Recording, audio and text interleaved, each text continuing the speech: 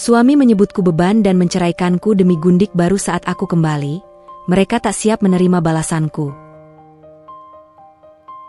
Senja menggantung di jendela dapur rumah Alea, menabur warna jingga kemerahan yang seharusnya terasa hangat. Namun bagi Alea, warna itu terasa seperti luka yang baru mengering. Sudah 5 tahun Alea merajut rumah tangga dengan Devan, suaminya, dan selama 5 tahun itu pula ia merasa hidup dalam sangkar emas. Indah di luar, mencekik di dalam. Namanya Alea, wanita yang wajahnya teduh sejuk seperti embun pagi, dengan mata yang menyimpan pantulan ketulusan yang murni. Ia mencintai Devan, pria yang ia kenal sebagai sosok hangat dan penyayang di masa-masa awal pernikahan. Devan adalah manajer muda di sebuah perusahaan konstruksi, ambisius, tetapi mudah sekali terombang-ambing oleh arus ombak terdekatnya. Arus ombak terdekat itu bernama Nyonya Ambar, ibu Devan. Nyonya Ambar adalah tipikal mertua yang memandang menantu bukan sebagai anak, melainkan sebagai saingan dalam memperebutkan perhatian sang putra semata wayang. Ia seorang janda yang ditinggal mati suami sejak Devan remaja, membuat cintanya kepada Devan menjadi posesif dan hampir-hampir patologis. Di mata Nyonya Ambar, Alea selalu kurang kaya, kurang berpendidikan tinggi, meskipun Alea adalah lulusan terbaik di jurusannya, dan yang paling fatal, kurang bisa memberinya seorang cucu.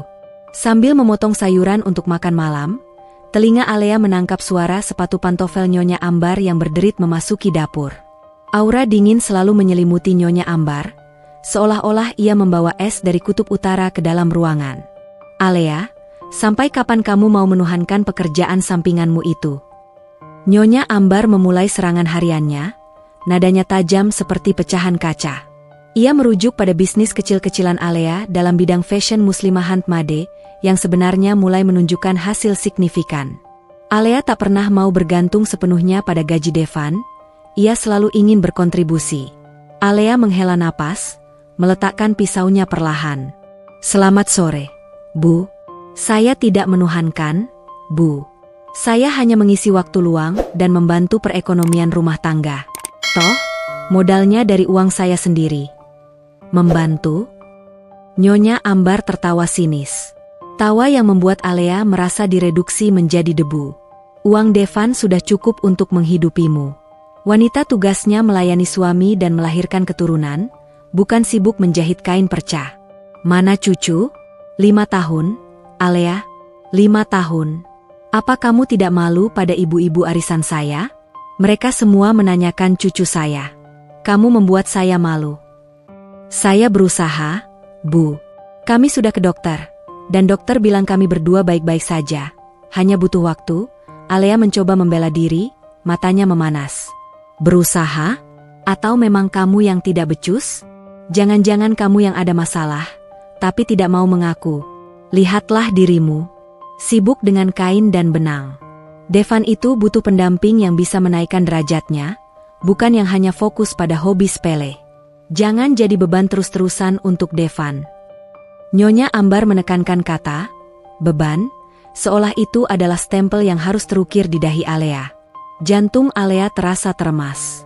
Kata itu, beban, adalah racun harian yang perlahan merusak jiwanya.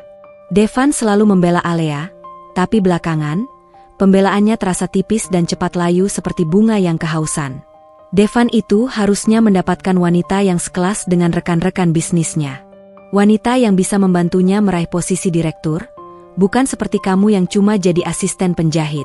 Dasar beban, Nyonya Ambar mengakhiri kalimatnya dengan dengusan keras, lalu pergi meninggalkan dapur, menyisakan bau parfum mahal yang kontras dengan suasana hati Alea yang hancur. Malam harinya, suasana makan malam terasa kaku, seperti balok es di tengah meja. Devan pulang lebih larut dari biasanya. Wajahnya tidak menunjukkan kehangatan seorang suami yang merindukan istrinya, melainkan kelelahan yang berbeda. Bukan lelah fisik akibat pekerjaan, melainkan lelah mental karena konflik yang ditanam ibunya. Kamu dari mana, Devan? Aku tunggu makan malam dari tadi, tanya Alea lembut, mencoba menghidupkan kembali percakapan. Devan melepas dasinya kasar. Kantor, Lea. Tentu saja dari kantor. Ada proyek baru yang harus diurus. Berat sekali bebannya. Beban? Kamu sering sekali menyebut kata itu belakangan ini. Apa aku benar-benar beban untukmu, Devan? Alea menatapnya, mencari kejujuran di mata suaminya. Ia melihat keraguan, sebuah retakan halus di dinding cinta yang dulu ia yakini kokoh. Devan menarik napas panjang, beranjak dan memeluk Alea dari belakang, upaya canggung untuk menenangkan. Tidak, Alea. Jangan dengarkan ibu. Kamu bukan beban. Aku mencintaimu. Kalau kamu mencintaiku, kenapa kamu membiarkan ibumu menghinaku terus-terusan? Kenapa kamu tidak pernah tegas? Devan, aku juga punya harga diri. Suara Alea bergetar. Devan melepaskan pelukan itu, berbalik dan mengusap wajahnya frustasi. Kamu tahu ibu bagaimana, Lea? Dia hanya ingin yang terbaik untukku. Dia terlalu khawatir karena kita belum punya anak. Lagi pula, kamu tahu sendiri, ibu sedang dekat dengan salah satu rekan kerjaku yang baru. Namanya Rosa. Dia sering memuji ibu, membuat ibu senang. Jantung Alea mencelos. Rosa. Nama itu sudah sering ia dengar dalam bisikan sinis Nyonya Ambar. Rosa? Siapa dia sebenarnya? Kenapa kamu sering lembur bersamanya? Alea memaksa dirinya untuk bertanya. Dia rekan kerja yang sangat kompeten. Lea. Dia punya ide-ide yang cemerlang. Dia sangat membantu dalam proyek ini. Aku janji, dia cuma rekan kerja. Devan menjawab, namun tatapan matanya menghindari Alea. Ada kegugupan yang tidak bisa disembunyikan. Wajahnya yang dulu selalu transparan bagai air kini keruh seperti lumpur. Alea melangkah maju, tangannya meraih ke meja Devan.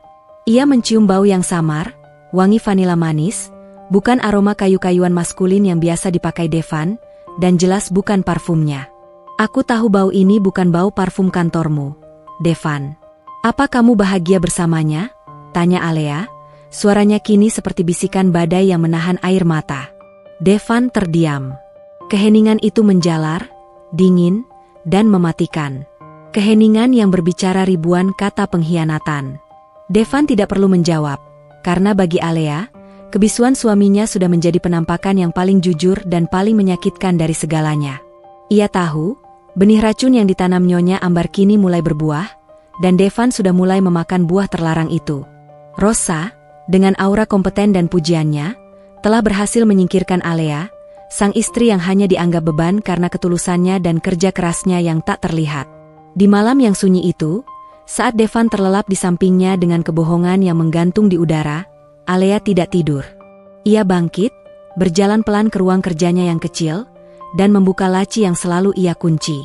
Di dalamnya, tersimpan sebuah kotak kecil dari kayu cendana. Ia membuka kotak itu, dan di dalamnya bukan perhiasan mahal, melainkan sebuah chip memori dan kunci kecil berlogo singa, yang berkilauan diterpa cahaya rembulan. Kunci masa lalu, kunci yang ia sembunyikan rapat-rapat demi hidup sederhana yang ia pilih bersama Devan. Kunci yang kini, setelah hatinya dihancurkan, harus ia gunakan. Baiklah, Devan. Jika aku adalah beban bagimu, bisik Alea pada bayangannya sendiri, matanya kini memancarkan cahaya yang dingin dan tekad yang kuat, maka aku akan kembali dan membuktikan bahwa beban ini jauh lebih berharga daripada apapun yang pernah kau miliki. Aku akan kembali, bukan sebagai istrimu, tapi sebagai seseorang yang akan membuatmu tercengang. Ia menutup kotak itu dengan bunyi, klik, yang tegas, menandai berakhirnya masa-masa Alea yang lemah, dan menyambut kembalinya jati diri yang sesungguhnya. Ia akan membiarkan Devan dan Nyonya Ambar terbuai dalam kebahagiaan semu bersama Rosa, karena sebentar lagi, jaring-jaring permainannya akan mulai terentang. Pagi menyapa dengan kabut tipis yang dingin, seolah langit ikut merasakan kebekuan yang menyelimuti hati Alea. Sejak malam di mana ia menemukan aroma asing di kemeja Devan dan melihat keraguan di mata suaminya, Alea tahu, pernikahan mereka sudah berada di ujung jurang. Kotak kayu cendana berisi kunci masa lalu itu kini terasa menghangat dalam genggamannya, sebuah jangkar di tengah badai yang sebentar lagi akan menerjang. Alea sedang merapikan hasil jahitannya, sebuah kebaya indah yang harusnya ia pakai untuk perayaan ulang tahun pernikahan mereka bulan depan, saat pintu kamar mereka terbuka. Devan masuk, sudah rapi dengan setelan kerja yang licin. Namun, hari itu, Devan tidak tampak ambisius atau bersemangat seperti biasanya. Ia tampak seperti seorang eksekutor yang sedang melaksanakan tugas paling berat dalam hidupnya, wajahnya pucat pasi, seperti kanvas yang kehilangan warna. "Alea, kita perlu bicara," ucapnya, suaranya parau dan jauh. Tidak ada kehangatan seorang suami, hanya formalitas yang dingin. Alea tidak berbalik. Ia melanjutkan melipat kebaya itu, setiap lipatan dilakukan dengan presisi sempurna, seolah ia sedang melipat perasaannya sendiri agar terlihat rapi dan tidak berantakan. "Aku tahu, Devan. Tentang Rosa, kan?" Alea menjawab, nadanya datar, tanpa emosi. Pertanyaannya bukan lagi pertanyaan, melainkan sebuah pernyataan yang tak terbantahkan. Devan terdiam, langkahnya terhenti di ambang pintu. Aku minta maaf." Alea akhirnya berbalik. Matanya menatap Devan tanpa air mata, kosong, namun menyimpan kekuatan baja yang mengejutkan. "Untuk apa kamu meminta maaf, Devan? Karena kamu selingkuh? Atau karena kamu membiarkan ibumu menghancurkan pernikahan kita dari dalam? Jelaskan padaku." Devan menarik napas panjang, berat seperti beban batu di dadanya. "Aku tidak bisa melanjutkannya, Alea. Aku tidak sanggup lagi menahan tekanan. Ibu benar. Kamu terlalu..." "Terlalu apa, Devan? Terlalu mencintaimu? Terlalu setia? Atau terlalu sederhana untuk ambisimu yang sekarang?" Alea memotongnya, kata-katanya menusuk seperti duri mawar yang beracun. Devan menghindari tatapannya, pandangannya jatuh ke lantai keramik. "Kamu tidak bisa memberiku apa yang kuinginkan, Lea. Aku butuh pendamping yang bisa membantuku naik ke puncak karir, yang memiliki koneksi dan pengaruh. Rosa, dia bisa memberiku itu. Dia bisa membuatku jadi direktur, bahkan lebih dari itu. Dia bukan beban, Lea. Dia aset." Kata "beban" yang keluar langsung dari mulut Devan, alih-alih dari Nyonya Ambar, terasa 1000 kali lipat lebih menyakitkan. Kata itu merobek selaput hati Alea hingga tak bersisa. Ia tertawa, tawa kecil yang terdengar pecah dan kering, seperti ranting yang patah. "Aset? Jadi, pernikahan kita ini hanyalah bursa saham yang bisa kamu tukar dengan aset yang lebih menguntungkan? Begitu mudahnya kamu menelan racun ibumu dan melupakan sumpah kita di hadapan Tuhan. Devan, setelah semua yang kulakukan, aku menahan diri dihina ibumu setiap hari, menjaga rumah ini, dan berusaha keras di bisnisku untuk membantumu, dan balasanmu adalah ini." Alea menunjuk dadanya sendiri, tempat jantungnya berdenyut pilu. Devan maju selangkah, mencoba meraih tangan Alea, tapi Alea menepisnya keras. "Jangan sentuh aku. Jangan kotori tanganku dengan sentuhan pengkhianatmu. Aku tahu aku bajingan, Alea, tapi aku sudah memikirkannya baik-baik. Aku akan menikah dengan Rosa secepatnya," kata Devan, nadanya kini tegas, seolah ia sedang meyakinkan dirinya sendiri bahwa keputusannya adalah hal benar. Lalu, Devan meletakkan sebuah amplop putih tebal di atas meja rias Alea. Isinya surat gugatan cerai dan beberapa dokumen. "Kau bisa tanda tangani. Aku akan beri kamu bagian yang adil dari aset rumah ini. Setelah semua selesai, rumah ini akan dijual." Alea menatap amplop putih itu. Sebuah amplop yang melambangkan akhir dari sebuah mimpi dan awal dari kehancuran yang Devan ciptakan sendiri. "Aku tidak butuh uangmu, Devan," bisik Alea, air mata yang ia tahan sejak tadi akhirnya tumpah, mengalir deras membasahi pipinya. "Aku hanya butuh hatimu. Tapi ternyata, hatimu sudah mati, dan kamu menyerahkannya pada wanita lain yang kau anggap aset. Terima saja uangnya, Lea. Itu untuk bekalmu memulai hidup baru. Dan jangan pernah kembali ke sini." Devan berbalik, tidak sanggup melihat air mata Alea. Ia memilih menjadi pengecut, melarikan diri dari konsekuensi emosionalnya. "Aku akan pergi, Devan." Suara Alea berubah dingin, setajam pisau. "Tapi ingat baik-baik, aku akan kembali. Dan saat aku kembali, kamu akan tahu siapa sebenarnya yang pantas disebut beban dalam hidupmu. Kamu akan menyesal karena telah membuang berlian demi sepotong kaca berwarna." Devan tidak menjawab, ia hanya bergegas keluar, meninggalkan Alea sendirian di kamar yang dulunya saksi bisu janji-janji suci mereka. Sorenya, Alea mengemasi barang-barangnya. Bukan untuk memulai hidup baru yang ia inginkan, melainkan hidup baru yang dipaksakan. Ia hanya membawa satu koper berisi pakaian, dan beberapa barang pribadi yang tak ternilai harganya. Di antara barang-barang itu, ia memasukkan kotak kayu cendana, yang kini bukan lagi hanya berisi kunci, melainkan juga bara api dendam dan tekad yang membara. Saat Alea berjalan menuruni tangga terakhir, suara tawa riang menyambutnya dari ruang tamu. Jantungnya mencelos, bukan karena sakit hati, tapi karena rasa jijik. Di sana, di sofa yang dulu sering mereka gunakan untuk berbagi cerita, duduklah Devan dan Rosa. Rosa, wanita dengan rambut coklat bergelombang, mengenakan gaun sutra yang memamerkan lekuk tubuhnya, tertawa manja sambil menyentuh lengan Devan.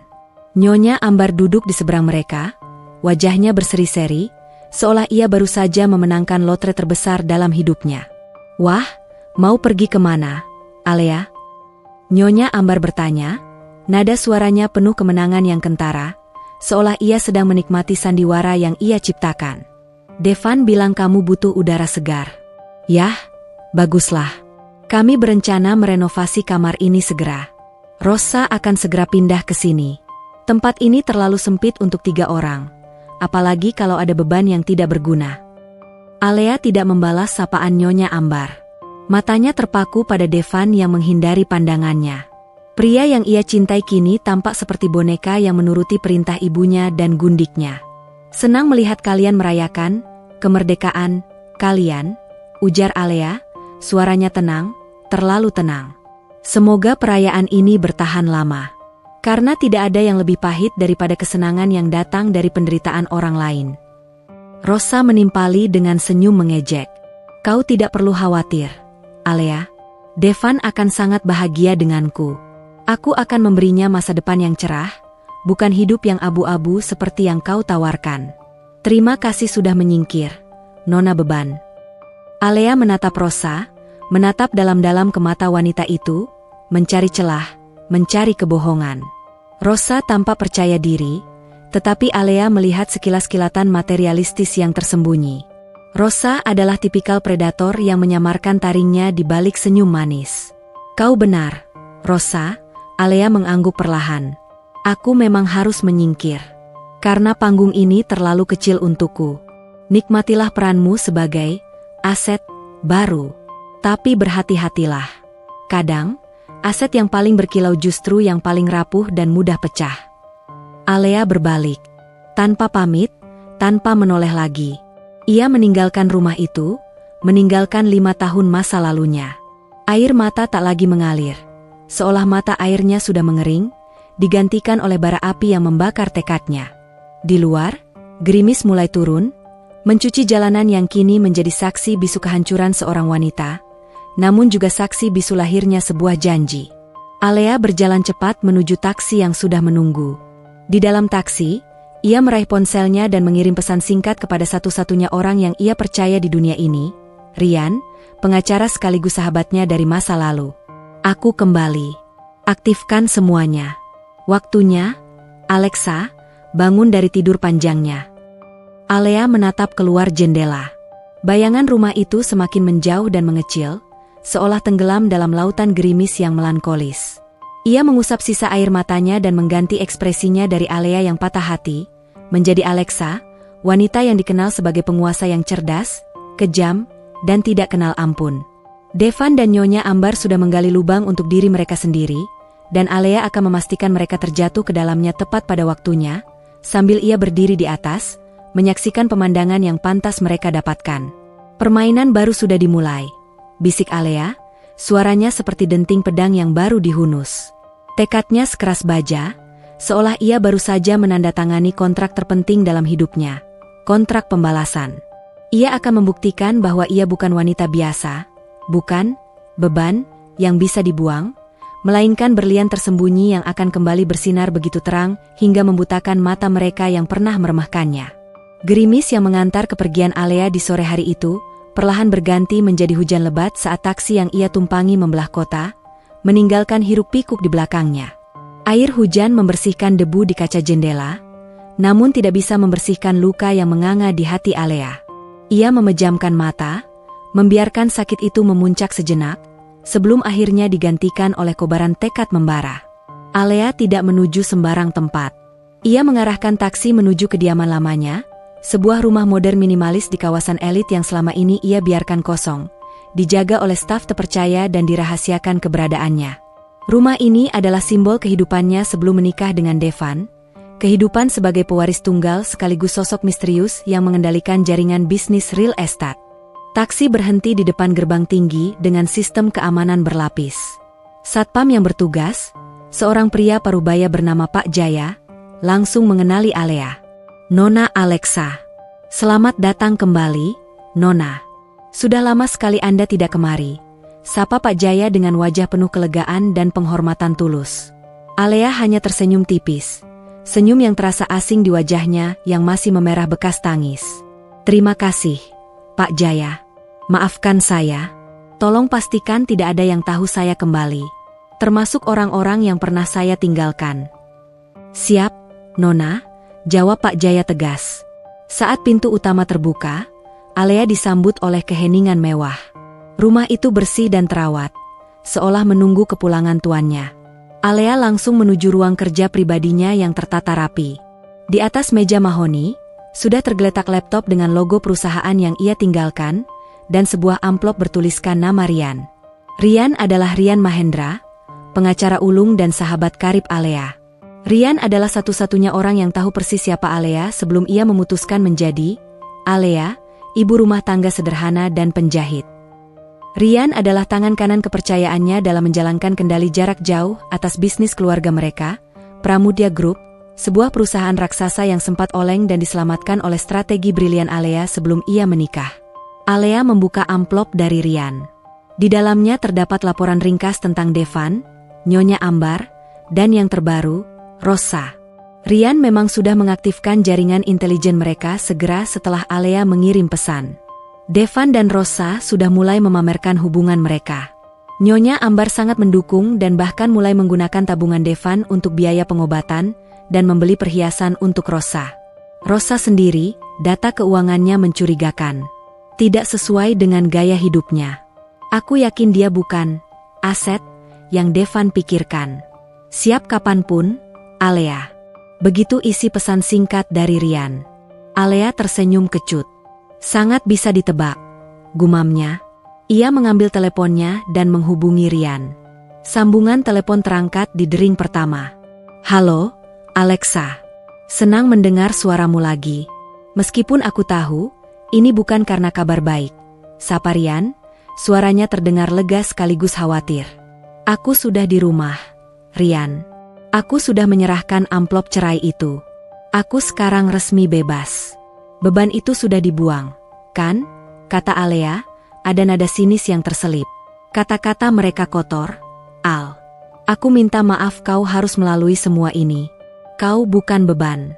Kau adalah mesin penggerak, berlian murni. Mereka yang meremehkanmu adalah orang-orang buta, ujar Rian penuh empati. Terima kasih, Rian. Tapi kata-kata itu sudah merasuk ke dalam tulangku. Sekarang, aku butuh lebih dari sekadar simpati. Aku butuh aksi. Alea mengambil napas panjang. Aku akan menggunakan nama Alexa Pramudia secara penuh. Aku akan kembali mengambil kendali penuh atas Pramudia Group. Berapa lama waktu yang kubutuhkan untuk muncul di hadapan publik dengan citra yang membuat mereka tidak bisa mengenaliku, kecuali dari mata?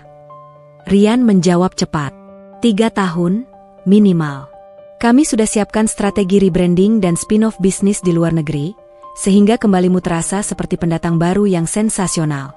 Secara fisik, kau hanya perlu sedikit mengubah gaya berpakaian dan caramu berbicara di depan umum. Jangan menjadi Alea yang polos dan tertutup. Jadilah Alexa yang dingin, cerdas, dan tak tersentuh. Kau tahu cara melakukannya. Alea menoleh ke cermin, menatap pantulan dirinya. Di sana, ia melihat bayangan Alea yang lembut mulai memudar, digantikan oleh sorot mata yang tajam, penuh perhitungan. 3 tahun, Alea menegaskan.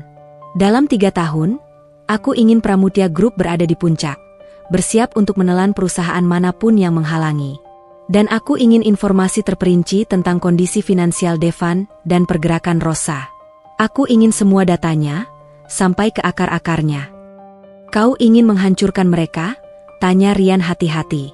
Menghancurkan itu terlalu mudah, Rian. Aku ingin mereka melihatku berdiri di puncak, melihat betapa bodohnya mereka membuangku, dan baru setelah itu, aku akan membiarkan mereka menyaksikan kehancuran diri mereka sendiri. Aku ingin Devan sadar bahwa yang ia buang adalah keselamatan dan kebahagiaannya sendiri.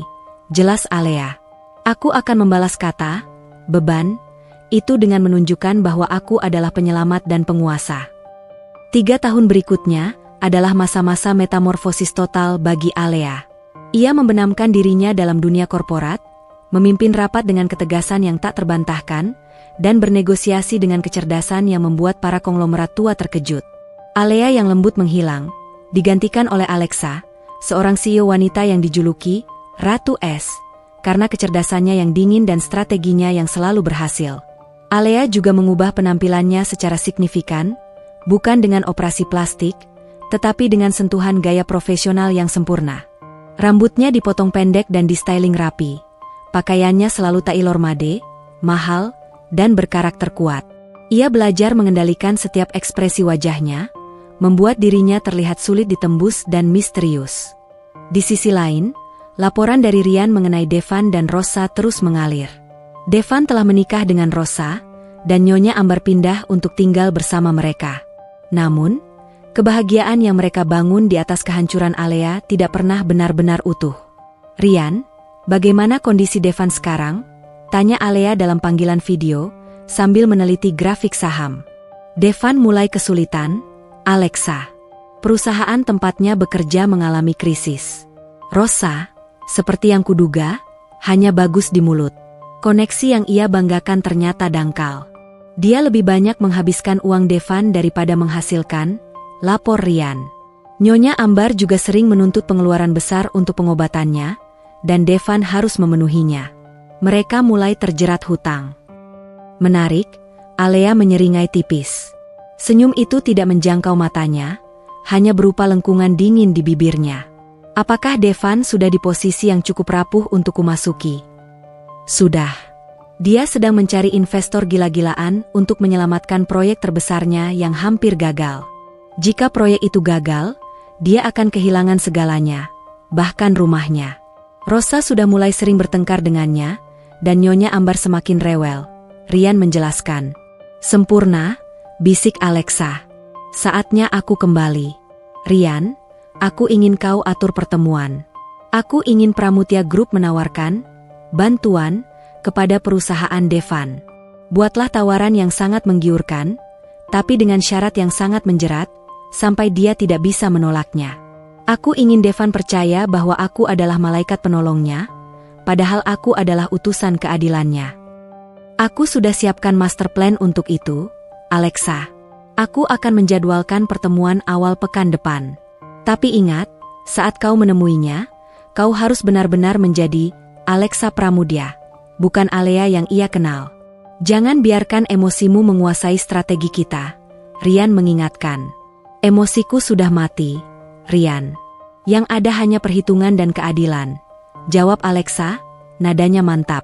Ia bangkit dari kursi, berjalan menuju jendela tinggi ruangannya, menatap ke arah kota yang kini menjadi medan perangnya. Devan, kau ingin aset?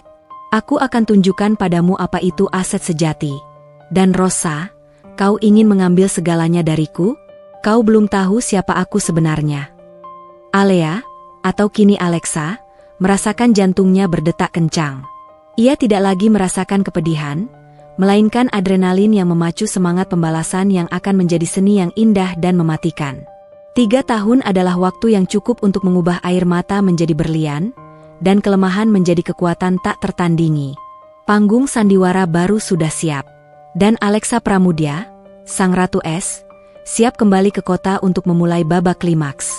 Ia telah bangkit dari puing, dan kini, ia akan memastikan bahwa merekalah yang jatuh dan terkubur di bawah reruntuhan kesombongan mereka sendiri. 3 tahun adalah rentang waktu yang cukup untuk mengikis identitas lama dan menanamkan identitas baru. Alea kini sepenuhnya bertransformasi menjadi Alexa Pramudia. Ia bukan lagi wanita yang mudah goyah oleh bisikan racun, melainkan arsitek dari setiap langkah yang ia ambil. Hari ini adalah hari yang ia tunggu-tunggu, hari di mana ia akan bertemu kembali dengan mantan suaminya, Devan, di tengah keputusasaan finansial pria itu. Pertemuan itu diatur di sebuah restoran fine dining mewah di jantung kota, tempat yang mustahil dijangkau oleh Devan 3 tahun lalu. Rian sudah mempersiapkan panggung dengan sempurna. Perusahaan Devan, yang kini hanya berdiri di ambang kebangkrutan karena kegagalan proyek besar dan mismanajemen, sangat membutuhkan suntikan dana segar dari Pramudia Group.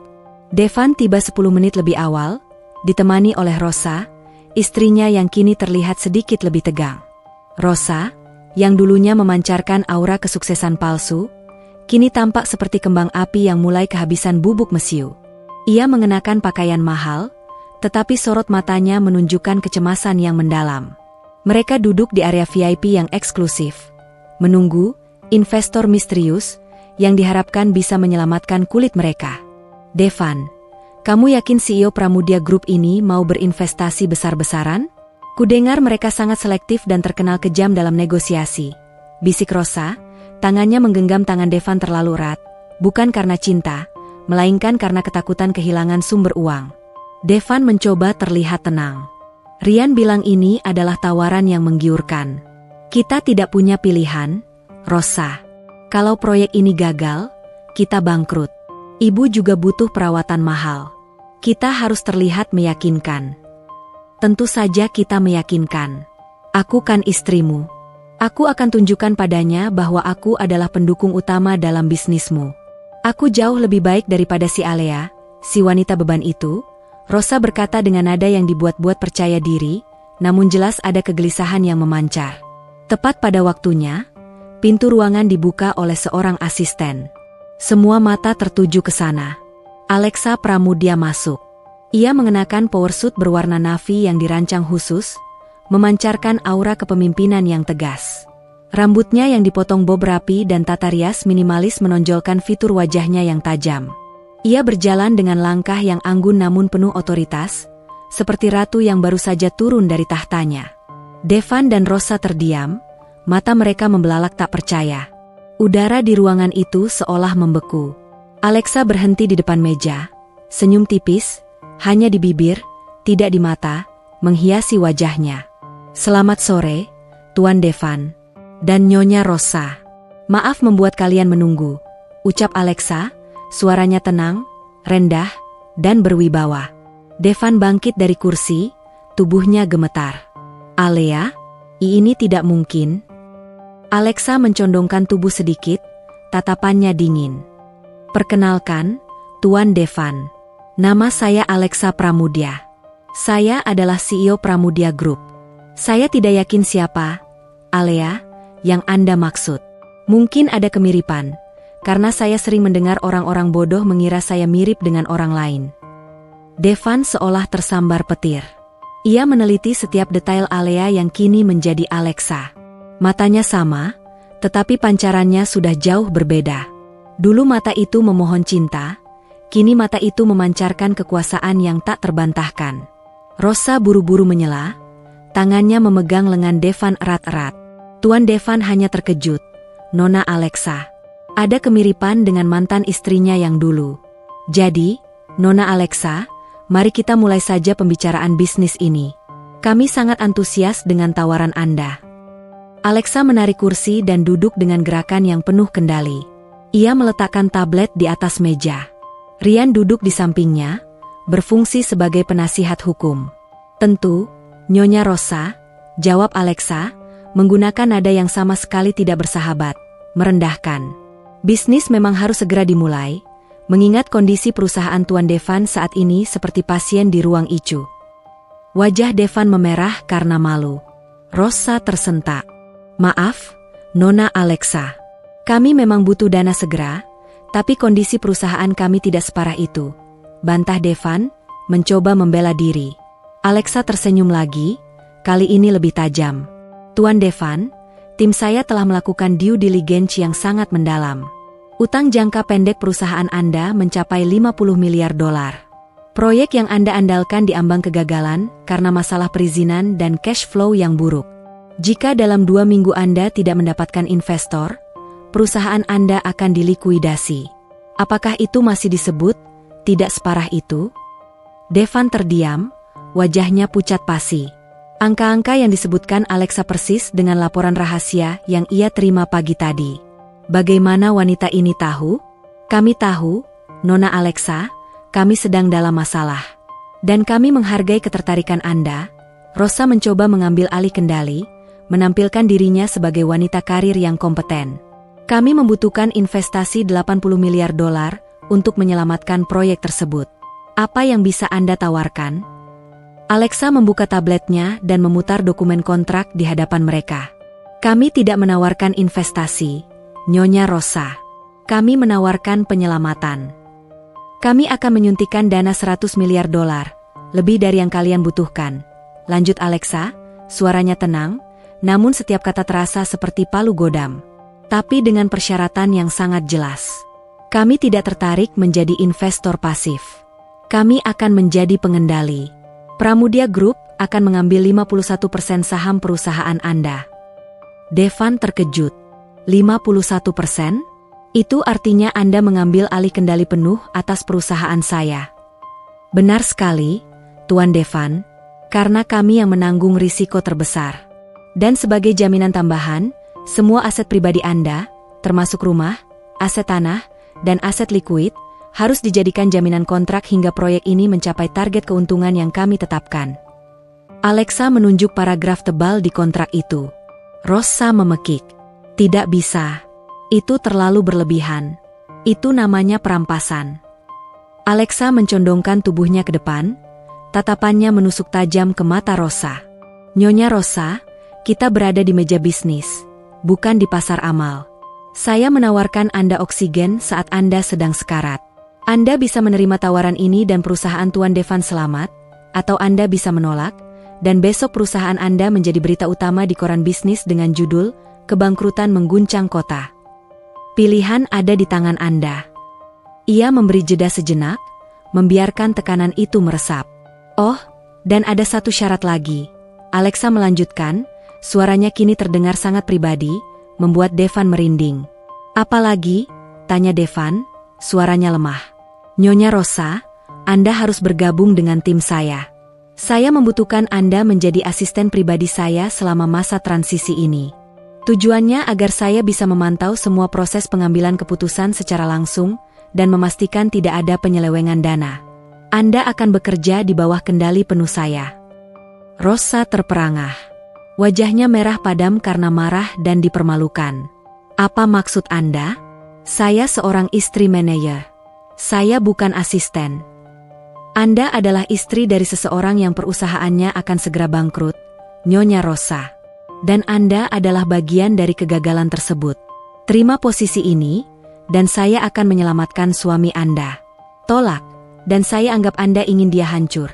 Alexa menekankan, berhasil membalikkan keadaan di mana Rosa yang tadinya merasa superior, kini harus tunduk di bawah kendali Alea, wanita yang ia sebut beban. Devan menatap Rosa.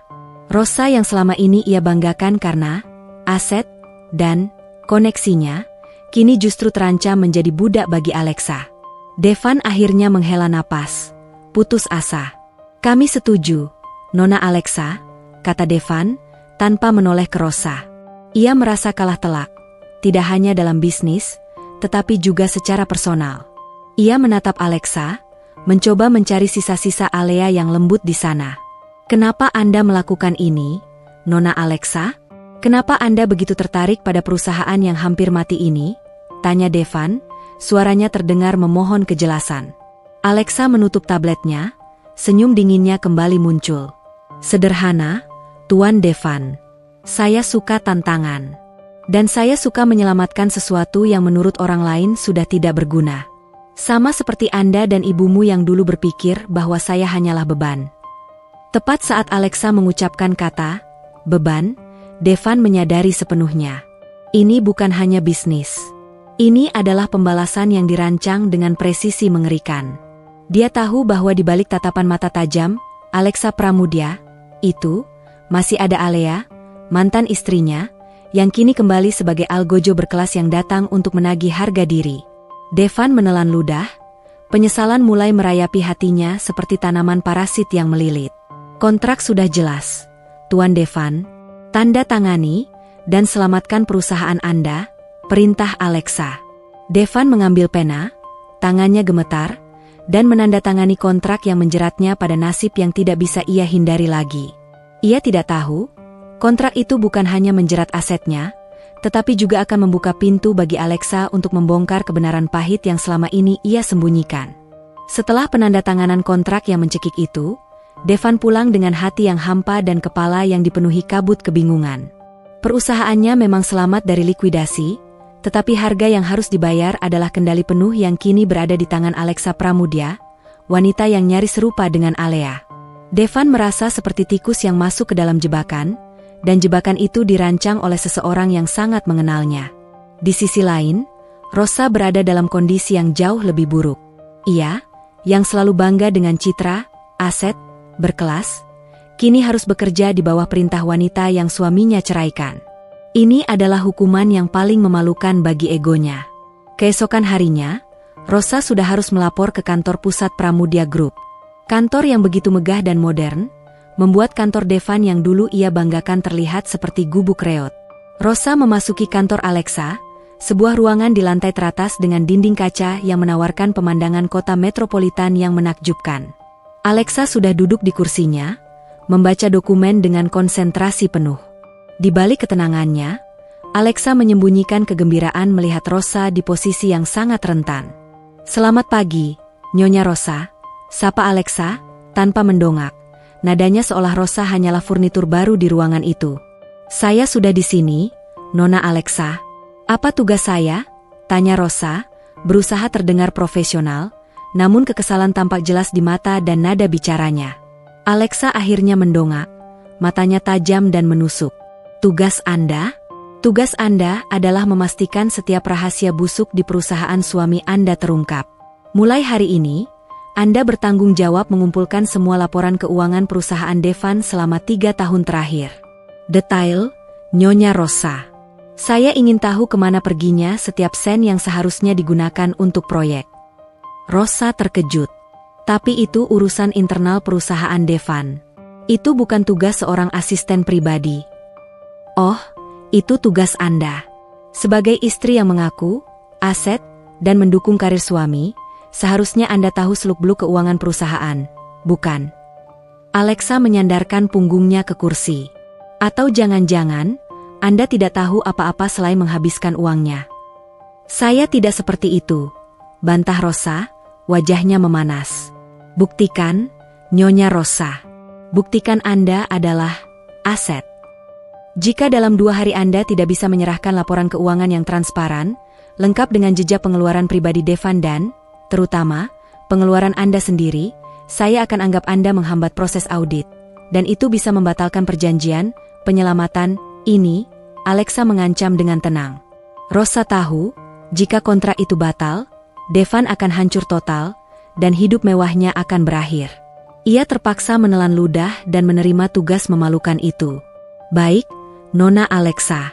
Saya akan kerjakan," Rosa mendengus. Satu hal lagi, Alexa memanggil saat Rosa hampir mencapai pintu. "Saya ingin Anda menjadwalkan kunjungan saya ke rumah Tuan Devan besok sore. Saya perlu berbincang santai dengan Nyonya Ambar. Katakan padanya saya ingin mengucapkan terima kasih karena telah mendorong Devan untuk menerima bantuan dari Pramudia Group."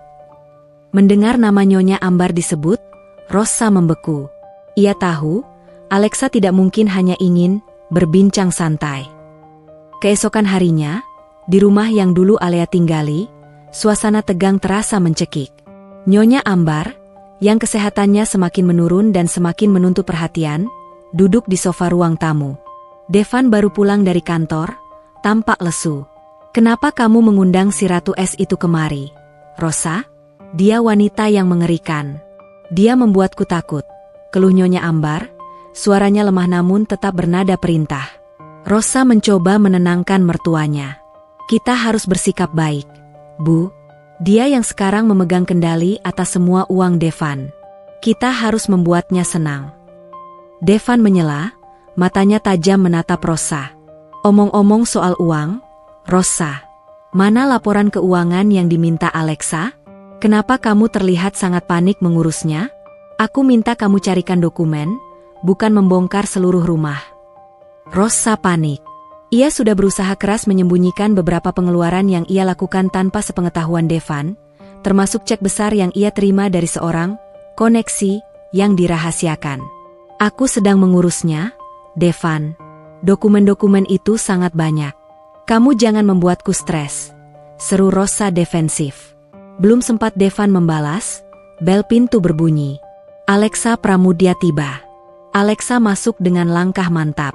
Ia menyapa Devan dengan anggukan formal dan menghampiri Nyonya Ambar. Nyonya Ambar, senang sekali akhirnya bisa bertemu Anda secara santai. Sapa Alexa, suaranya penuh basa-basi yang dingin. Apa maumu kemari, Alea? Nyonya Ambar langsung menembak. Menyebut nama Alea, ia yakin di depannya adalah mantan menantunya. Alexa tersenyum tipis. Saya sudah bilang, saya Alexa, Bu. Dan kedatangan saya untuk berterima kasih. Terima kasih karena dulu Anda membuang beban itu dari Devan. Jika Anda tidak membuangnya, saya tidak akan punya kesempatan untuk mengambil peran ini, peran sebagai penyelamat yang akan menolong putra Anda dari kehancuran finansial. Nyonya Ambar mendengus, tetapi matanya menatap Alexa dengan ketakutan yang jelas. Devan terdiam, kata-kata Alexa terasa seperti tamparan keras di wajahnya. Putra saya tidak butuh penyelamatan dari Anda. Nyonya Ambar mencoba membela diri. Oh, benarkah? Kalau begitu, kenapa semua aset pribadinya harus dijaminkan dalam kontrak kami? Tanya Alexa santai, sambil menyesap teh yang disajikan Rosa. Saya dengar pengobatan Anda juga sangat mahal, Bu. Devan pasti kewalahan. Rosa adalah istri yang baik, ia pasti sangat mendukung Devan. Tapi seberapa jauh ia mendukung? Tatapan Alexa beralih ke Rosa. Rosa, Anda sudah memberikan laporan keuangan yang saya minta? Saya tertarik melihat pengeluaran 3 bulan terakhir, terutama pengeluaran tak terduga yang berhubungan dengan Nyonya Ambar. Rosa gugup, air dingin seolah mengalir di punggungnya. Ia ingat bahwa di antara tumpukan kwitansi pengobatan Nyonya Ambar, terselip sebuah kwitansi transfer uang dalam jumlah besar ke rekening Nyonya Ambar dari rekening Rosa, bukan dari Devan. Belum, Nona Alexa. Saya masih menyusunnya, jawab Rosa tergagap. Saya sarankan Anda menyusunnya dengan hati-hati. Karena saya akan mencocokkan setiap transaksi. Saya benci penyelewengan, apalagi jika itu melibatkan uang perusahaan yang saya investasikan. Saya harap istri Anda jujur.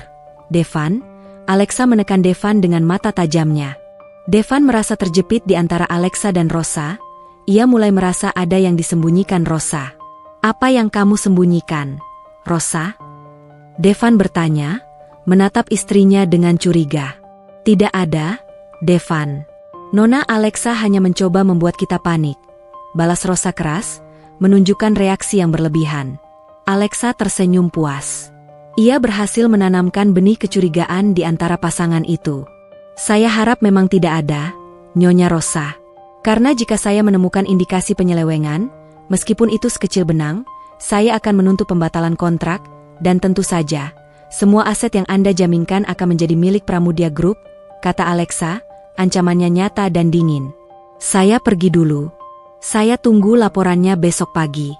Dan Nyonya Ambar, semoga Anda lekas sembuh. Saya akan selalu datang untuk menengok kemajuan putra Anda. Alexa bangkit, meninggalkan ruangan dengan kesan yang begitu menguasai.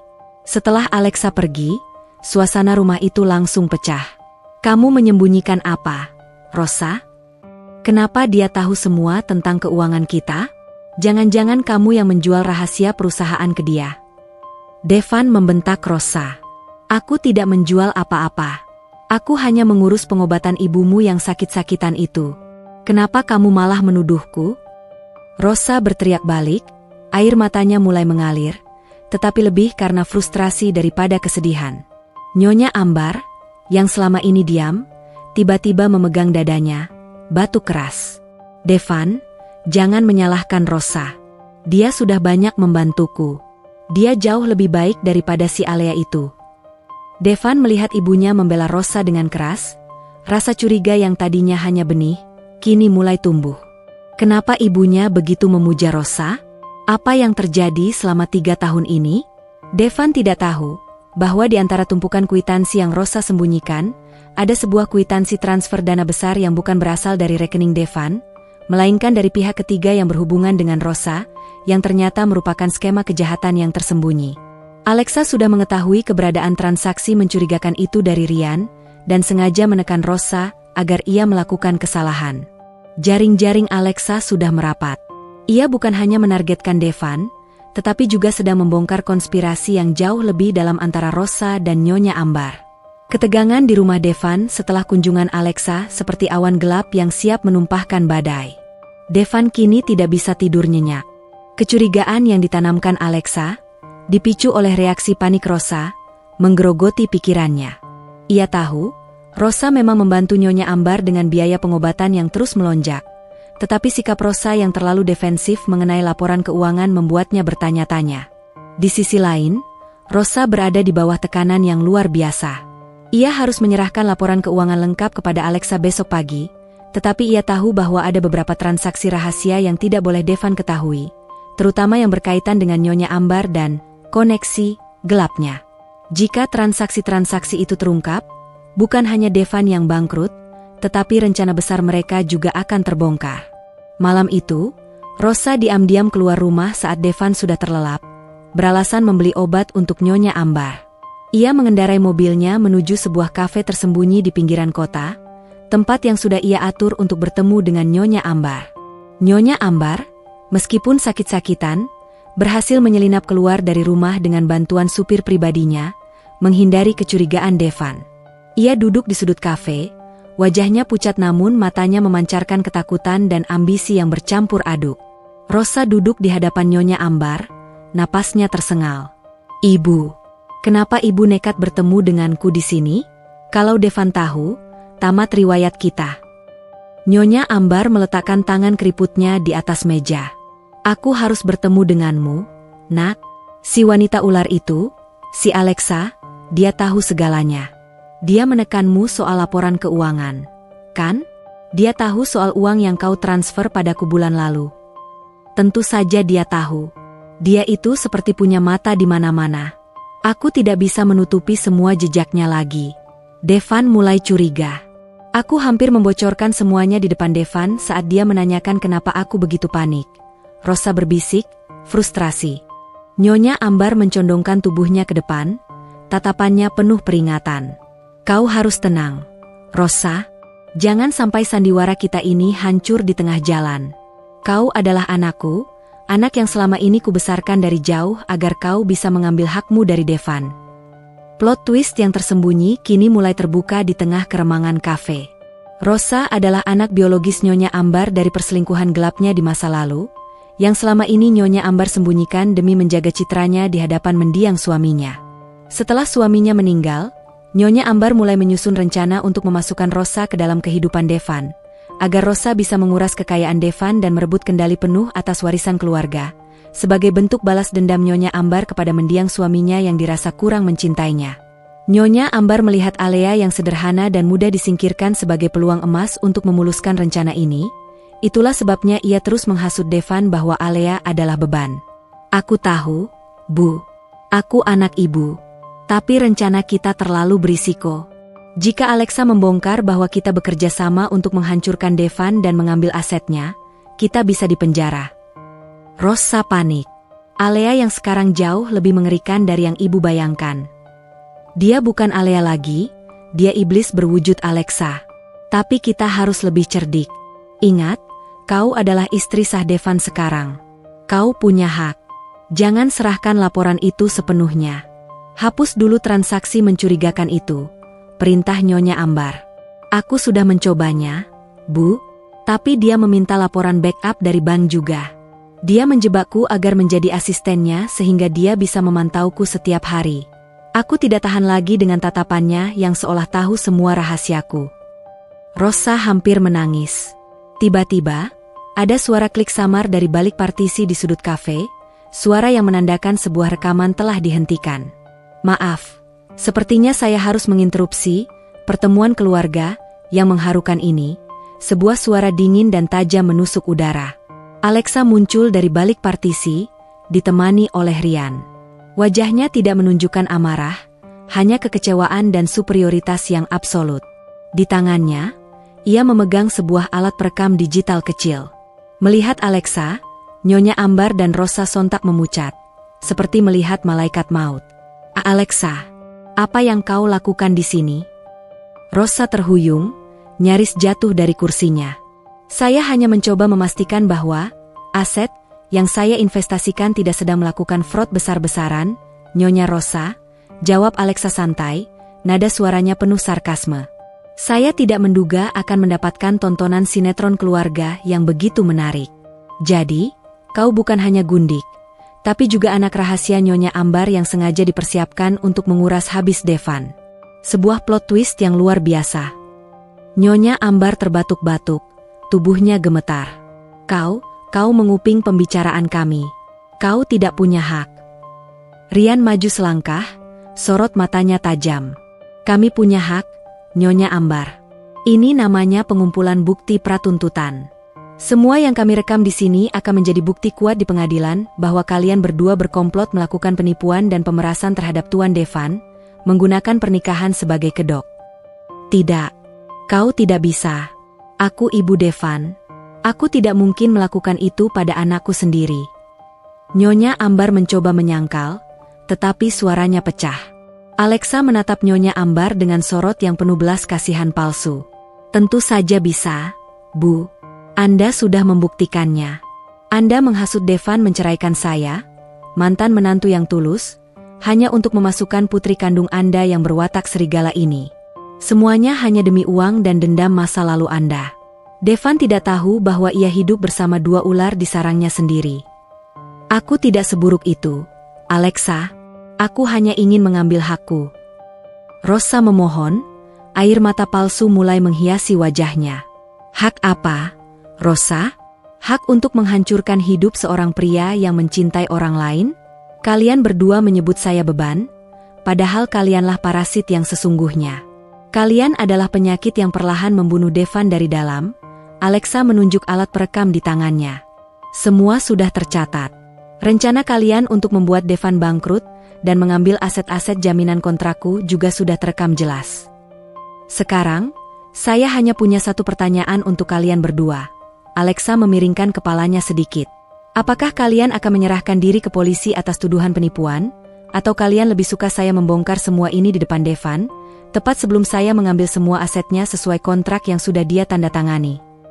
Rosa dan Nyonya Ambar saling pandang, wajah mereka diliputi keputusasaan yang absolut.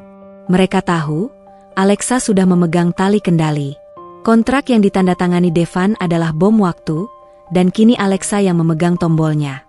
Aku mohon, Alexa, Rosa berlutut, menjatuhkan harga dirinya. Jangan bilang pada Devan. Dia akan sangat hancur jika tahu aku dan ibunya sendiri yang merencanakan semua ini. Aku janji, aku akan pergi. Aku akan menceraikannya. Pergi? Menceraikannya? Alexa tertawa, tawa yang menusuk tulang.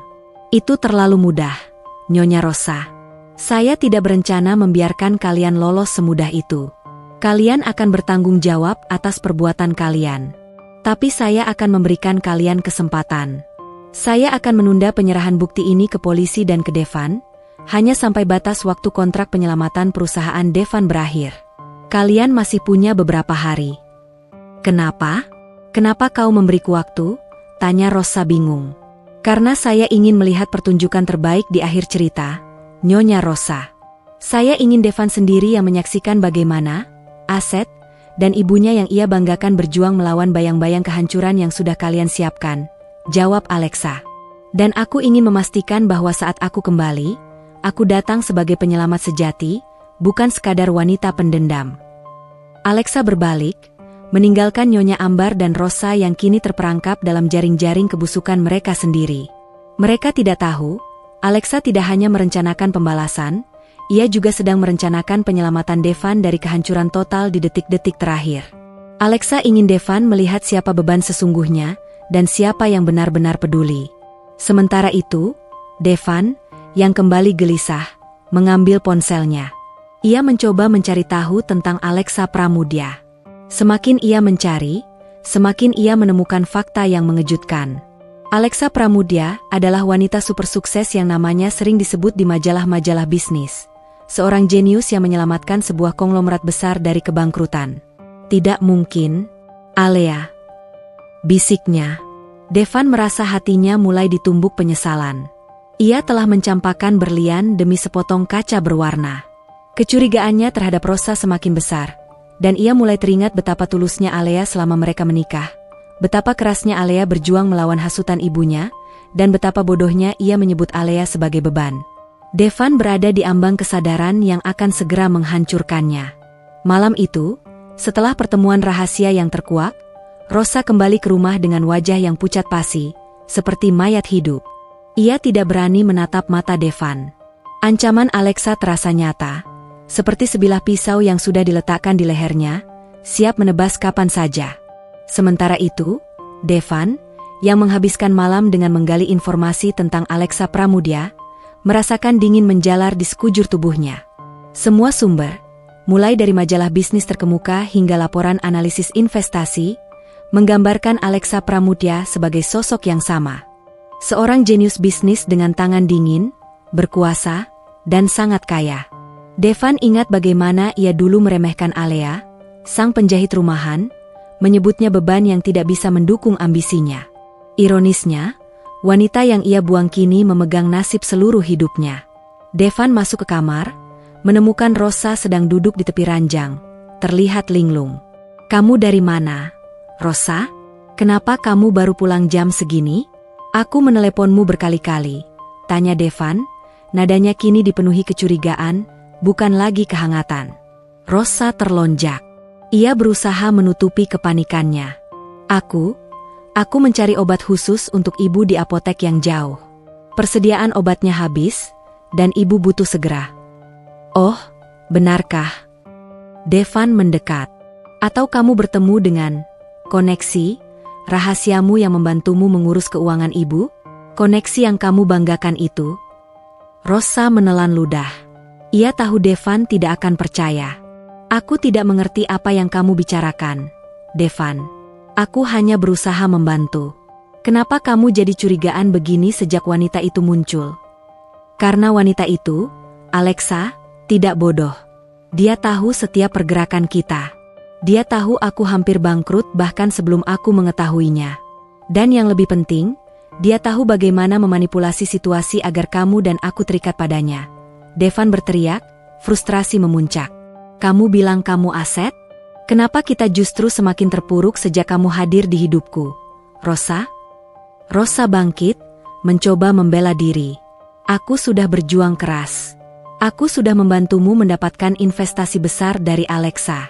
Kalau aku tidak ada, kamu sudah bangkrut duluan." "Bantuan apa? Kontrak itu menjeratku, Rosa. Sekarang Alexa punya hak atas semua asetku. Bahkan rumah ini. Aku harus bekerja di bawah kendalinya, dan kamu harus menjadi asistennya yang dihinakan setiap hari. Aku tidak pernah merasa seburuk ini saat aku bersama Alea." Devan mengeluarkan penyesalannya, sebuah pengakuan pahit yang terasa seperti duri bagi Rosa. Rosa mendidih, rasa takutnya kini bercampur dengan kemarahan. "Jadi, kamu menyesal menceraikannya? Kamu menyesal membuang si Alea, si beban itu?" "Aku memang menyesal. Aku menyesal karena mataku buta oleh hasutan ibu dan kemilaumu yang palsu. Alea tidak pernah menuntut apa-apa, tapi dia selalu memberi. Dia memang sederhana, tapi dia tulus. Aku menyebutnya beban, padahal dia adalah permata yang aku lemparkan ke lumpur." Devan menunjuk Rosa dengan jari gemetar. "Sekarang, berikan aku laporan keuangan yang diminta Alexa. Aku ingin melihatnya sendiri, detail per detail, terutama transaksi yang berhubungan dengan ibu." Rosa tahu ia sudah mencapai batasnya. Jika ia menunjukkan laporan yang sudah ia coba hapus, Devan pasti akan melihat kejanggalan transfer dana yang ia lakukan atas perintah Nyonya Ambar. "Aku tidak akan memberikannya padamu," teriak Rosa histeris.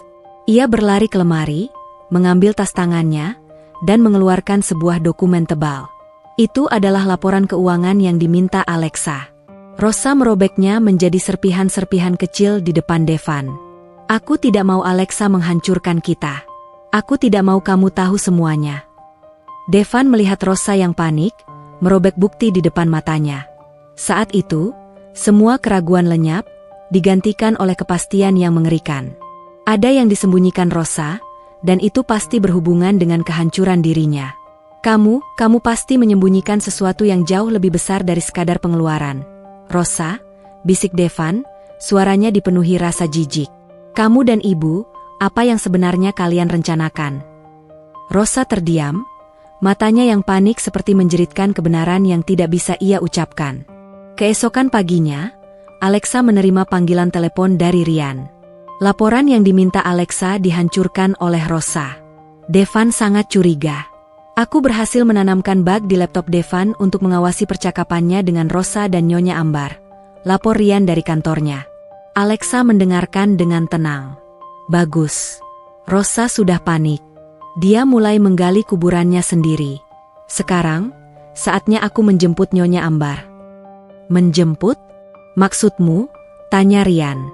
Nyonya Ambar adalah inti dari masalah ini, Ryan. Hasutan dan dendamnya yang menciptakan semua kekacauan ini. Aku akan memberinya kunjungan terakhir sebelum batas waktu kontrak Devan berakhir. Aku ingin dia merasakan penyesalan sebelum semua terlambat, kata Alexa. Alexa pergi ke rumah sakit tempat Nyonya Ambar sering menjalani rawat jalan. Ia mengatur agar mereka bertemu di sebuah ruangan privat. Nyonya Ambar terkejut melihat Alexa. Wajahnya yang tua terlihat semakin layu, penuh ketakutan setelah pertemuan semalam dengan Rosa. Kau, apa maumu lagi, Alexa? Nyonya Ambar mencoba menunjukkan wibawa, tetapi suaranya gemetar. Alexa duduk di samping ranjang Nyonya Ambar.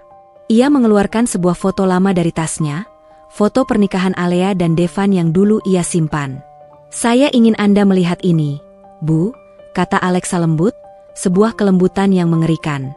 Ini adalah hari di mana saya berjanji mencintai putra Anda dengan tulus. 5 tahun, Bu. 5 tahun saya mencoba membuat Anda bahagia, mencoba menjadi menantu yang sempurna. Tetapi bagi Anda, saya hanyalah beban yang menghalangi ambisi Anda. Nyonya Ambar memalingkan wajahnya. Kau memang bukan yang terbaik untuk putraku. Rosa lebih mumpuni. Dia anakku. Ya, putri Anda, yang Anda besarkan untuk menjadi serigala berbulu domba, siap memangsa putra Anda sendiri. Alexa mengangguk. Saya tahu segalanya, Bu. Tentang Rosa. Tentang perselingkuhan Anda di masa lalu. Tentang rencana Anda menghancurkan Devan dan mengambil warisannya. Mata Nyonya Ambar membelalak. Tidak mungkin. Kau tidak bisa membuktikan itu. Alexa tersenyum, senyum yang membuat Nyonya Ambar merinding. Saya punya rekamannya, Bu. Rekaman di kafe semalam. Rekaman itu sudah ada di tangan pengacara saya, Ryan Mahendra. Jika saya menyerahkan rekaman itu ke polisi sekarang, Anda dan Rosa akan ditahan. Jika saya menyerahkannya ke Devan, ia akan hancur total. Nyonya Ambar mulai menangis, tangis penyesalan yang terlambat. Aku melakukannya demi keadilan. Alexa, suami saya tidak pernah mencintai saya. Aku ingin putriku mendapatkan apa yang seharusnya menjadi haknya. Dan Anda menghancurkan anak Anda yang lain hanya demi dendam masa lalu? Devan mencintai Anda, Bu. Dia membela Anda sampai detik terakhir. Dia menceraikan saya hanya karena hasutan Anda. Apakah itu yang pantas ia dapatkan dari seorang ibu? Alexa menyentuh hati Nyonya Ambar dengan kata-kata yang menusuk. Aku minta maaf. Aku salah, Alea, bisik Nyonya Ambar, menyebut nama Alea dengan penuh sesal. Ia akhirnya menyerah. Penyesalan Anda sudah terlambat, Bu. Batas waktu kontrak Devan berakhir besok pagi. Jika dia tidak membayar utangnya pada Pramudia Group, semua asetnya, termasuk rumah ini, akan beralih nama ke perusahaan saya, kata Alexa, bangkit dari kursi. Saya akan memberikan Anda satu kesempatan terakhir, Bu. Anda bisa memilih. Anda akan membiarkan Devan jatuh, atau Anda akan mengakui kebenaran padanya dan membebaskan dia dari Rosa. Nyonya Ambar terisak. Ia dihadapkan pada pilihan terberat dalam hidupnya. Membiarkan putranya hancur secara finansial, atau menghancurkan hatinya sendiri dengan pengakuan. Terserah Anda, Bu. Saya sudah mencoba menyelamatkan putra Anda. Tapi saya tidak akan mengotori tangan saya dengan darahnya. Alexa mengambil foto pernikahannya kembali dan beranjak pergi, meninggalkan Nyonya Ambar dalam badai penyesalan yang mengerikan. Saat itu, di kantornya yang kacau, Devan menemukan secari kertas kusut yang jatuh dari saku jas Rosa. Kertas itu adalah sobekan laporan bank yang dirobek Rosa. Di sana, tertulis detail transfer dana besar yang bukan atas namanya, melainkan atas nama Rosa dan penerimanya adalah rekening asing yang tidak ia kenal. Devan meremas kertas itu, matanya berkaca-kaca. Ia menghubungi Alexa. "Alexa, saya mohon, kita bertemu. Sekarang juga." Suara Devan di telepon memohon, "Putus asa. Waktumu hampir habis." "Devan, saya tidak punya waktu untuk drama," jawab Alexa dingin. "Ini bukan drama. Ini tentang kebenaran. Saya mohon, Alea, saya tahu ini kamu. Katakan padaku, apa yang disembunyikan Rosa? Apa yang sudah dia dan ibu rencanakan?"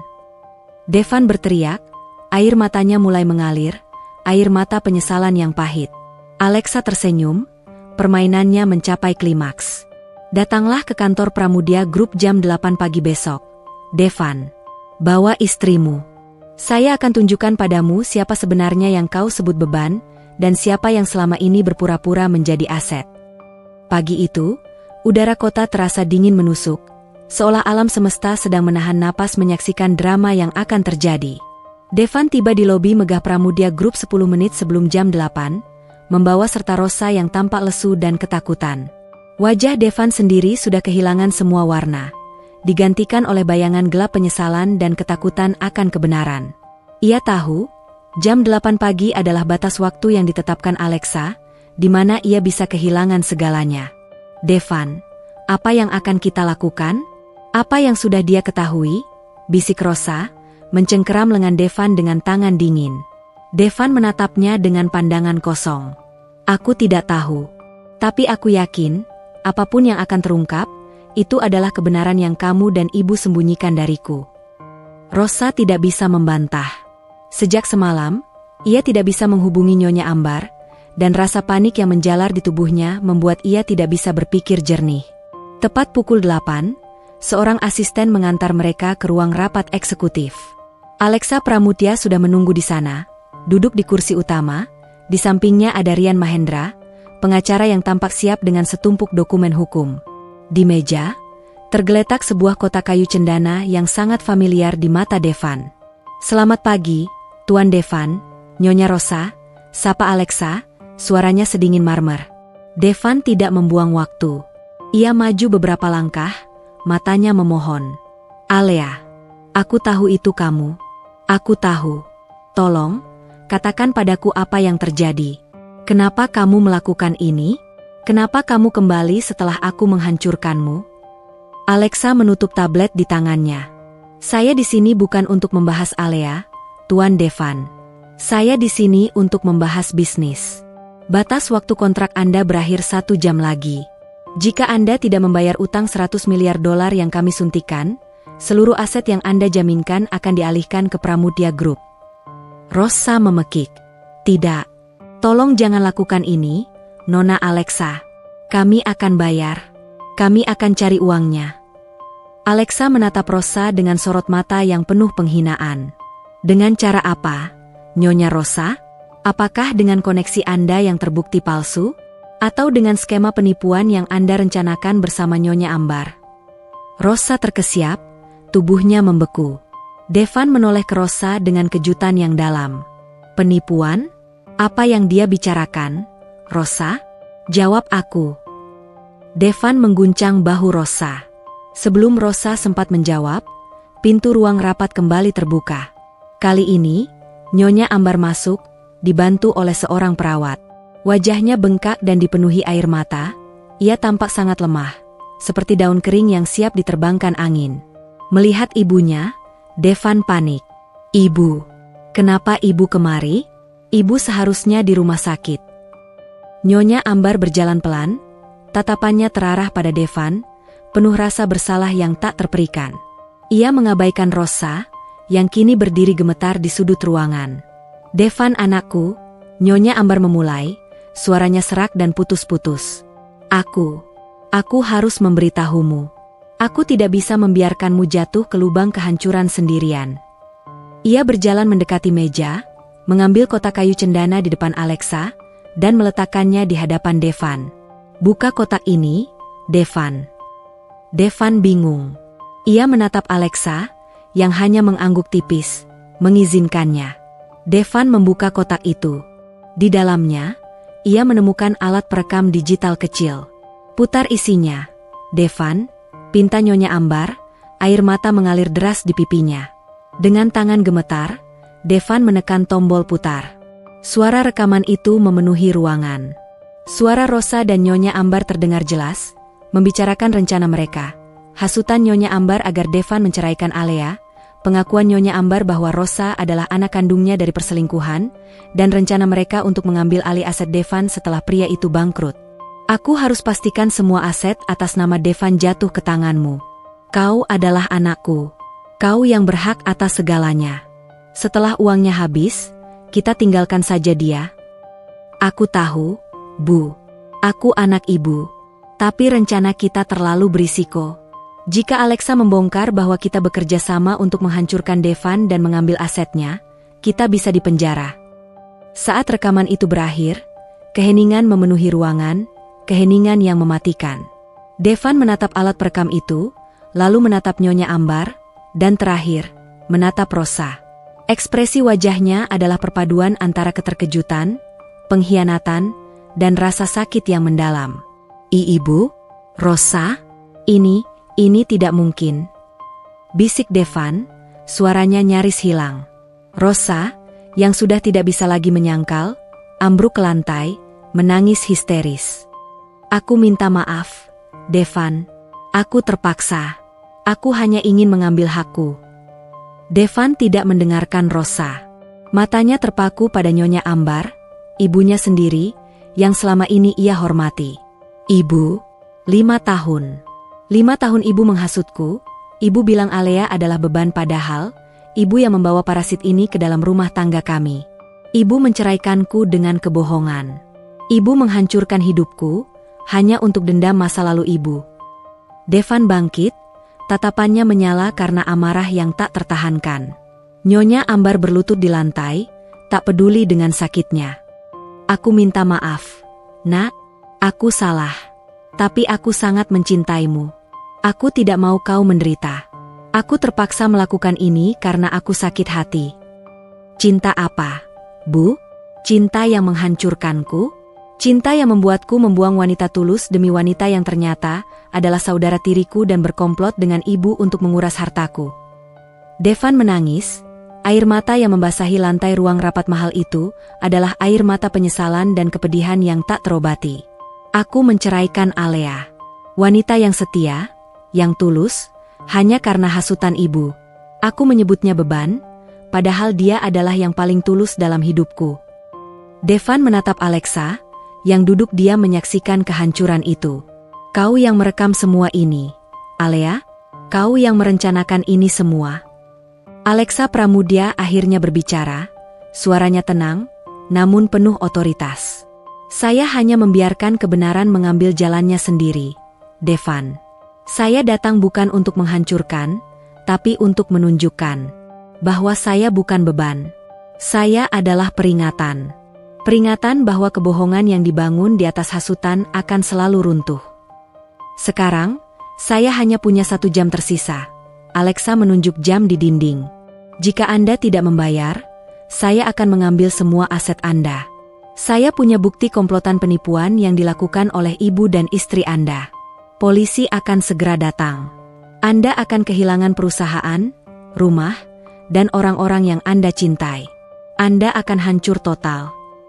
Devan terdiam, putus asa. Ia sudah hancur, bukan karena asetnya, tapi karena kebodohan keluarganya. Ambil saja, Alea. Ambil semuanya. Aku pantas mendapatkannya. Aku tidak akan membayar utang ini, karena aku memang sudah bangkrut. Aku hanya meminta satu hal. Devan berbalik, menatap Alexa dengan mata penuh penyesalan. Tolong, biarkan aku meminta maaf pada Alea yang dulu, yang kusebut beban. Maafkan kebodohanku. Alexa menatap Devan, melihat ketulusan dalam penyesalannya. Hatinya yang dingin mulai melunak, tetapi tekadnya tetap sekeras batu. Ia telah berhasil. Ia telah menunjukkan kebenaran. Sekarang, saatnya ia menjalankan rencana terakhirnya, rencana yang akan menutup drama ini dengan pembalasan yang paling elegan. Rian Mahendra melirik jam tangan mewahnya. Tepat 5 menit menuju batas waktu. Detik-detik kehancuran Devan sudah di depan mata. 5 menit tersisa menuju pukul 9 pagi. Dentuman jarum jam di ruangan rapat mewah itu terdengar seperti genderang kematian bagi Devan. Ia berdiri di sana, di tengah ruangan yang dipenuhi aura kehancuran, menyaksikan ibu dan istrinya terpuruk dalam penyesalan dan ketakutan. Devan sudah pasrah, aset, reputasi, dan hatinya telah hancur oleh kebenaran pahit yang terungkap. 1 menit lagi, Devan, bisik Rian, matanya terfokus pada jam tangan, suaranya mengandung nada peringatan. Devan menutup matanya. Ia membayangkan rumahnya, tempat ia pernah merangkai mimpi bersama Alea, kini akan berpindah tangan. Ia membayangkan dirinya kembali ke titik nol, tetapi kali ini tanpa kehangatan Alea dan tanpa ilusi cinta dari Rosa. Ia pantas mendapatkannya. Ia telah menukar berlian murni dengan pecahan kaca beracun. Aku tidak akan memohon lagi, Alea. Aku menerima takdirku. Aku hanya berharap, semoga kamu bisa menemukan kedamaian yang aku rampas darimu, ujar Devan, suaranya serak. Rosa, yang masih terisak di lantai, tiba-tiba mengangkat wajahnya yang berlumuran air mata dan make-up luntur. Ambil saja aset itu, Alexa, tapi biarkan aku pergi. Aku akan menceraikannya dan aku akan menjauh dari hidup kalian. Nyonya Ambar, yang terbaring lemah, memegang tangan Devan. Maafkan ibu, nak, maafkan kebodohan ibu. Tepat ketika jarum jam menunjukkan pukul 9. Alexa Pramudia, yang sedari tadi dia membisu seperti patung es, akhirnya bergerak. Ia mengambil selembar dokumen tebal dari briefcase-nya, dokumen yang berbeda dari kontrak awal. Waktu habis, kata Alexa, suaranya tegas. Semua mata menatapnya, menunggu keputusan final. Sesuai kontrak, semua aset Tuan Devan seharusnya beralih nama ke Pramudia Group. Rosa kembali memekik. Nyonya Ambar memejamkan mata. Devan menunduk, siap menghadapi takdirnya. Namun, Alexa melanjutkan, jeda yang singkat itu terasa seperti 1 abad. Saya tidak akan melakukannya. Semua orang terkejut, terutama Rian, yang melirik Alexa dengan ekspresi bingung. Apa maksud Anda, Nona Alexa? Tanya Devan, mengangkat kepalanya dengan cepat, seolah ada harapan yang baru saja menyentuh jiwanya. Alexa berdiri, berjalan mengelilingi meja, dan berhenti tepat di hadapan Devan. Saya datang bukan untuk merampas, Devan. Saya datang untuk menyelamatkan, kata Alexa, matanya kini memancarkan sesuatu yang lebih lembut, sebuah kilau yang mengingatkan Devan pada Alea yang dulu. Saya datang untuk membuktikan bahwa saya bukan beban. Saya adalah aset yang sesungguhnya. Dan aset sejati tidak akan mengambil keuntungan dari kehancuran yang tidak adil. Alexa menyerahkan dokumen baru itu kepada Rian. Rian, tolong bacakan dokumen ini. Rian, meskipun terkejut, segera mengikuti perintah Alexa. Ia membuka dokumen itu dan membacakan dengan suara lantang. Surat perjanjian pembaharuan kontrak dan pembebasan klaim aset. Bahwa Pramudia Group dengan ini menyatakan membatalkan klaim atas aset pribadi Tuan Devan, termasuk properti dan jaminan lainnya, dan mengalihkan utang sebesar $100 miliar menjadi pinjaman jangka panjang dengan bunga 0%. Dana tersebut dialokasikan untuk penyelamatan proyek Tuan Devan dan pemulihan kesehatan Nyonya Ambar. Ruangan itu hening total. Devan menatap Alexa dengan mata berkaca-kaca, tidak percaya dengan apa yang baru saja ia dengar. Rosa dan Nyonya Ambar juga terdiam, terkejut oleh kemurahan hati yang tidak terduga ini. Kenapa? Kenapa kamu melakukan ini, Alea? Tanya Devan, suaranya tercekat. Alexa mundur selangkah. Karena saya tidak ingin Anda hancur total di tangan ibu dan istri Anda sendiri, Devan. Mereka melakukan kejahatan, dan mereka akan bertanggung jawab atas itu. Tetapi saya tidak ingin Anda menjadi korban dari kejahatan mereka. Perusahaan Anda akan kami ambil alih 51% kepemilikannya sesuai perjanjian awal, ini murni bisnis. Tetapi aset pribadi Anda aman. Anda bisa memulai dari awal, tanpa terjerat utang ini. Tapi, kenapa kamu menalangi utangku dengan bunga 0%? Itu kerugian besar bagimu. Devan tidak mengerti. Anggap saja itu adalah biaya yang saya keluarkan untuk sebuah pelajaran yang sangat mahal. Devan. Pelajaran bahwa wanita yang Anda sebut beban adalah satu-satunya orang yang mau mempertaruhkan segalanya untuk menyelamatkan Anda. Saya tidak butuh uang Anda. Saya hanya butuh keadilan. Dan keadilan saya adalah melihat Anda kembali berdiri tegak, tanpa campur tangan mereka. Jelas Alexa. Tiba-tiba, Devan maju, langkahnya cepat dan tak terduga. Ia tidak lagi melihat Alexa sebagai CEO dingin, melainkan Alea, istrinya yang tulus. Devan memeluk Alexa erat-erat, pelukan yang penuh penyesalan, kepahitan, dan rasa syukur yang mendalam. Pelukan itu adalah pengakuan paling jujur yang pernah ia berikan. Alea, aku minta maaf. Aku sangat menyesal. Aku buta. Aku telah menghancurkan hidup kita sendiri. Kamu adalah wanita terbaik yang pernah ada. Kamu bukan beban, kamu adalah malaikat penyelamatku. Devan memeluknya semakin erat, air matanya membasahi bahu setelan mahal Alexa. Alexa membiarkan pelukan itu sejenak, menerima pengakuan tulus yang telah lama ia tunggu. Itu adalah puncak dari pembalasan dirinya. Devan akhirnya menyadari kebodohannya. Setelah beberapa saat, Alexa melepaskan pelukan itu, wajahnya kembali tenang dan profesional. Maaf, Tuan Devan. Drama sudah selesai. Saya sekarang adalah Alexa Pramudya. Dan saya tidak bisa membiarkan sentuhan emosi mengganggu bisnis, katanya, menjaga jarak. Rian kemudian maju, sambil memegang dokumen hukum yang lain. Nyonya Ambar, Nyonya Rosa, Rian berbicara dengan nada resmi. Meskipun Nona Alexa memilih untuk membebaskan aset Tuan Devan, kejahatan yang kalian lakukan tetap merupakan tindak pidana murni. Rekaman yang kami miliki adalah bukti kuat komplotan penipuan dan pemerasan.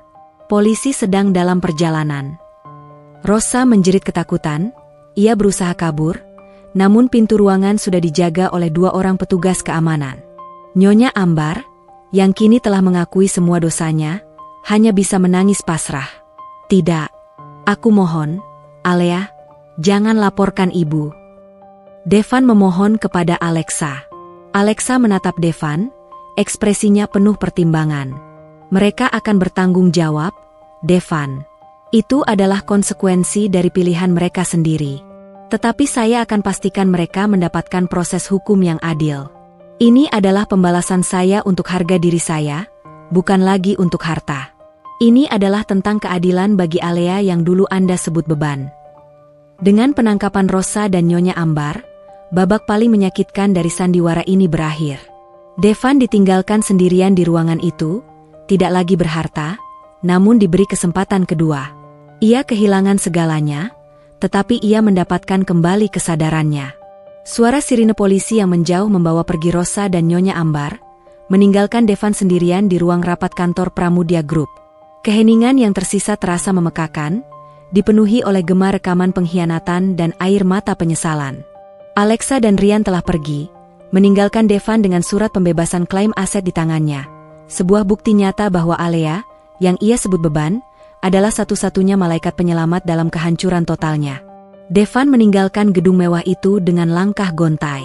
Perusahaan memang diselamatkan di bawah kendali Alexa, dan aset pribadinya aman. Namun, hatinya hancur berkeping-keping. Ia telah kehilangan ibu dan istrinya dalam waktu singkat, bukan karena kematian, melainkan karena kebenaran pahit yang menusuk. Ia kembali ke rumah yang kini terasa asing dan dingin. Rumah yang didapatkan dari hasil kerja kerasnya, tetapi diwarnai oleh dusta dan ambisi. Rumah yang sekarang kosong, tanpa hasutan Nyonya Ambar, tanpa kemesraan palsu Rosa, dan yang paling menyakitkan, tanpa kehangatan Alea. Devan duduk di sofa, memegang surat pembebasan utang. Bunga 0%. Bisiknya pada dirinya sendiri, tawa getir keluar dari tenggorokannya. Dia bisa saja mengambil semuanya, menjadikanku pengemis. Tapi dia memilih untuk menyelamatkanku. Dia memilih untuk membuktikan bahwa dia lebih besar, lebih mulia, dan jauh lebih kuat daripada aku dan ibuku yang serakah. Penyesalan itu kini bukan lagi sekadar perasaan, melainkan sebuah realitas yang menindihnya. Devan mengingat setiap kali Nyonya Ambar meracuni pikirannya, setiap kali ia mengabaikan air mata Alea, dan setiap kali ia menggunakan kata beban untuk meremehkan ketulusan mantan istrinya. Alea tidak hanya membuktikan kekuatannya sebagai Alexa Pramudya, tetapi juga kekuatan moralnya sebagai Alea. Sementara itu, di kantornya, Alexa duduk diam. Rian masuk dengan membawa 2 cangkir teh. "Kau melunakkannya, Alexa.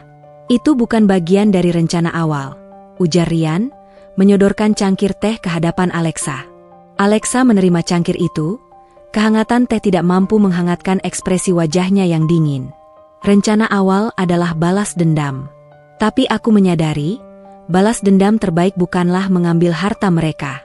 Balas dendam terbaik adalah membiarkan Devan menyadari kebodohannya sendiri, dan menunjukkan kepadanya siapa yang sesungguhnya layak disebut aset. "Dan dia sudah tahu," sahut Rian. "Pelukan itu, Alea. Itu tulus. Dia menyesal. Kau mendapatkan pengakuan yang kau inginkan." "Ya, aku mendapatkan pengakuan itu. Dan itu sudah cukup." Alexa menghela napas, sebuah tindakan yang jarang ia lakukan. "Aku telah mengakhiri masa laluku sebagai Alea yang lemah. Aku telah membalaskan rasa sakitku. Sekarang, aku harus fokus pada masa depanku sebagai Alexa Pramudya." "Lalu, apa rencanamu untuk Devan? Dia sekarang bekerja di bawah kendalimu, tetapi utangnya sudah lunas. Perusahaannya aman, tapi dia sendiri hancur secara emosional," tanya Rian. "Aku akan memberinya kesempatan. Dia harus membersihkan kekacauan yang dibuat Rosa dan ibunya. Aku akan mengawasinya, memastikan ia bekerja keras dan jujur. Setelah perusahaannya stabil, dia bebas. Aku tidak akan membiarkan emosi lama mencampuri lagi," Alexa menegaskan. Rian tersenyum. "Kau jauh lebih baik dariku, Alea. Jika aku di posisimu, aku mungkin akan mengambil semua asetnya. Perbedaan antara kita, Rian, adalah bahwa aku ingin membangun kehidupanku di atas keadilan, bukan di atas puing-puing orang lain. Devan pantas mendapatkan keadilan, meskipun ia telah menyakitiku. Rasa sakitku sudah terbayar lunas dengan penyesalannya." Beberapa minggu berlalu. Rosa dan Nyonya Ambar menghadapi proses hukum yang panjang. Kondisi Nyonya Ambar memburuk, sementara Rosa menghadapi konsekuensi dari penipuan yang terencana. Devan mengunjungi ibunya di tahanan. Nyonya Ambar terlihat semakin kurus, matanya dipenuhi ketakutan. "Devan, ibu minta maaf. Ibu benar-benar menyesal," bisik Nyonya Ambar, tangannya menggenggam tangan Devan. Devan menatap ibunya dengan tatapan datar, tanpa kebencian, tetapi juga tanpa kehangatan. "Aku memaafkan ibu, Bu. Tapi ibu harus bertanggung jawab atas apa yang sudah ibu lakukan. Ibu sudah menghancurkan aku, Alea, dan diri ibu sendiri. Aku hanya berharap ibu bisa menemukan kedamaian." "Alea, bagaimana kabar Alea?" tanya Nyonya Ambar, penyesalan di matanya kini tulus. "Dia baik-baik saja, Bu. Dia adalah Alexa Pramudya. Dia yang menyelamatkanku. Dia yang membuktikan bahwa dia bukan beban. Dia adalah orang yang paling mulia yang pernah aku kenal," jawab Devan. "Dia membebaskan asetku, Bu. Dia memaafkan utangku. Dia memberiku kesempatan kedua." Nyonya Ambar menangis. "Dia memang wanita yang baik. Aku yang bodoh, Devan. Aku yang serakah." Setelah kunjungan itu, Devan merasa sebagian besar beban di hatinya terangkat. Ia telah memaafkan ibunya, namun ia tahu, hubungan mereka tidak akan pernah sama lagi. Di sisi lain, Rosa mencoba menghubungi Devan berkali-kali dari penjara, memohon pengampunan dan kesempatan. "Aku mohon, Devan. Aku tahu aku salah. Tapi aku istrimu. Bebaskan aku. Kita bisa kembali bersama. Kita bisa memulai lagi." Rosa memohon melalui telepon. Devan mendengarkan tanpa emosi. "Kamu bukan istriku, Rosa. Kamu adalah bagian dari kejahatan. Aku sudah mengajukan gugatan cerai. Aku harap kamu menyadari kesalahanmu dan menerima konsekuensinya. Jangan pernah lagi menyebut Alea sebagai beban. Devan mengakhiri panggilan. Ia telah menutup pintu masa lalu itu. Ia kini bebas, secara finansial dan emosional. Ia mulai bekerja keras di perusahaannya, di bawah pengawasan ketat Pramutia Group. Ia bekerja dengan kejujuran dan ketulusan yang selama ini hilang darinya, membuktikan kepada Alexa bahwa ia memang layak diberi kesempatan kedua. Suatu malam, Devan memberanikan diri mengirim pesan singkat kepada Alexa, pesan yang bukan bersifat pekerjaan. "Alea, aku ingin berterima kasih lagi. Bukan hanya karena telah menyelamatkanku, tetapi karena telah menunjukkan padaku kebenaran dan kebodohanku. Kamu sudah mencapai segalanya. Bisakah kita bertemu? Aku hanya ingin memastikan kamu benar-benar bahagia." Balasan dari Alexa datang beberapa jam kemudian, singkat dan profesional. "Terima kasih atas apresiasinya, Tuan Devan. Kebahagiaan saya bukan lagi urusan Anda. Fokuslah pada pekerjaan Anda. Perusahaan Anda harus stabil sebelum Anda berpikir tentang hal lain." Devan tersenyum pahit. Alexa sudah memaafkannya, menyelamatkannya, tetapi ia tidak akan pernah kembali padanya.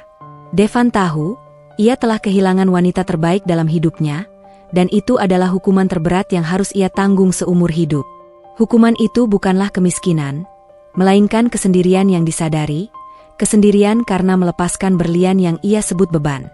Ia kini memulai lembaran baru, dengan janji untuk menjadi pria yang lebih baik, pria yang pantas menerima tulusnya cinta yang pernah ia sia-siakan. Beberapa bulan telah berlalu sejak badai pengkhianatan dan penyesalan mereda. Alexa Pramudia kini sepenuhnya fokus pada kerajaan bisnisnya. Ia telah memenangkan pertempuran moral dan bisnis, dan yang paling penting, ia telah menemukan kedamaian yang dulu direnggut oleh hasutan dan pengkhianatan. Ia membuktikan kepada dunia bahwa dirinya bukan hanya mampu bangkit, tetapi juga mampu menjadi mercusuar keadilan. Di bawah pengawasannya, perusahaan Devan perlahan pulih. Devan bekerja siang dan malam, menunjukkan dedikasi yang luar biasa dan kejujuran yang tulus. Ia tidak pernah lagi mencoba mendekati Alexa secara pribadi, memahami bahwa batas yang telah ditetapkan mantan istrinya adalah harga yang harus ia bayar atas kebodohannya. Di sisi lain, nasib Nyonya Ambar dan Rosa telah mencapai putusan. Nyonya Ambar, yang kesehatannya terus menurun, meninggal di rumah sakit tahanan beberapa bulan setelah persidangan pertamanya, meninggalkan surat wasiat yang penuh penyesalan kepada Devan dan Alea. Rosa dijatuhi hukuman penjara yang setimpal atas kasus penipuan dan pemalsuan dokumen. Meskipun telah mencapai kemenangan, hati Alexa tidak pernah benar-benar merasa hampa. Ada satu orang yang selalu berada di sisinya, tak pernah jauh, tak pernah meminta, tetapi selalu menawarkan dukungan yang kokoh, Rian Mahendra. Suatu sore, Alexa dan Rian berada di sebuah balkon kantor, menikmati pemandangan senja yang sama yang dulu Alea pandangi dengan hati penuh ketakutan. Kali ini, senja itu terasa damai dan menjanjikan. "Kau benar-benar tidak akan kembali padanya, Alea?" tanya Rian, suaranya tenang, mengukur emosi Alexa. Ia adalah satu-satunya yang masih memanggilnya Alea dalam momen-momen intim seperti ini. Alexa menyesap minumannya. "Kembali kepada Devan? Untuk apa, Rian? Aku telah memberinya kesempatan kedua dalam bisnis, tetapi aku tidak akan memberinya kesempatan kedua dalam hatiku. Cinta yang sudah mati, jangan dipaksa hidup lagi. Dinding kepercayaanku kepadanya sudah runtuh, dan aku tidak punya tenaga untuk membangunnya lagi. Dia telah berubah. Aku melihatnya. Dia bekerja keras, dia tulus menyesal." Rian mencoba berargumen, bukan sebagai pengacara, melainkan sebagai sahabat yang ingin melihat Alea benar-benar bahagia. Penyesalan yang datang terlambat adalah hukuman terbaik baginya. Dan aku tidak akan menjadi hadiah bagi hukumannya. Aku telah menemukan kebahagiaanku sendiri, Rian. Kebahagiaanku bukan di tangan siapapun, melainkan di dalam diriku, jawab Alexa, matanya menatap tajam ke depan. Rian tersenyum, senyum tulus yang tidak pernah Devan miliki. "Kau benar. Kau pantas mendapatkan yang lebih baik. Seseorang yang tidak pernah meragukan nilaimu, tidak pernah menyebutmu beban, dan selalu melihatmu sebagai ratu, bahkan saat kau masih menjadi penjahit rumahan." Alexa menoleh ke Rian, tatapannya melembut.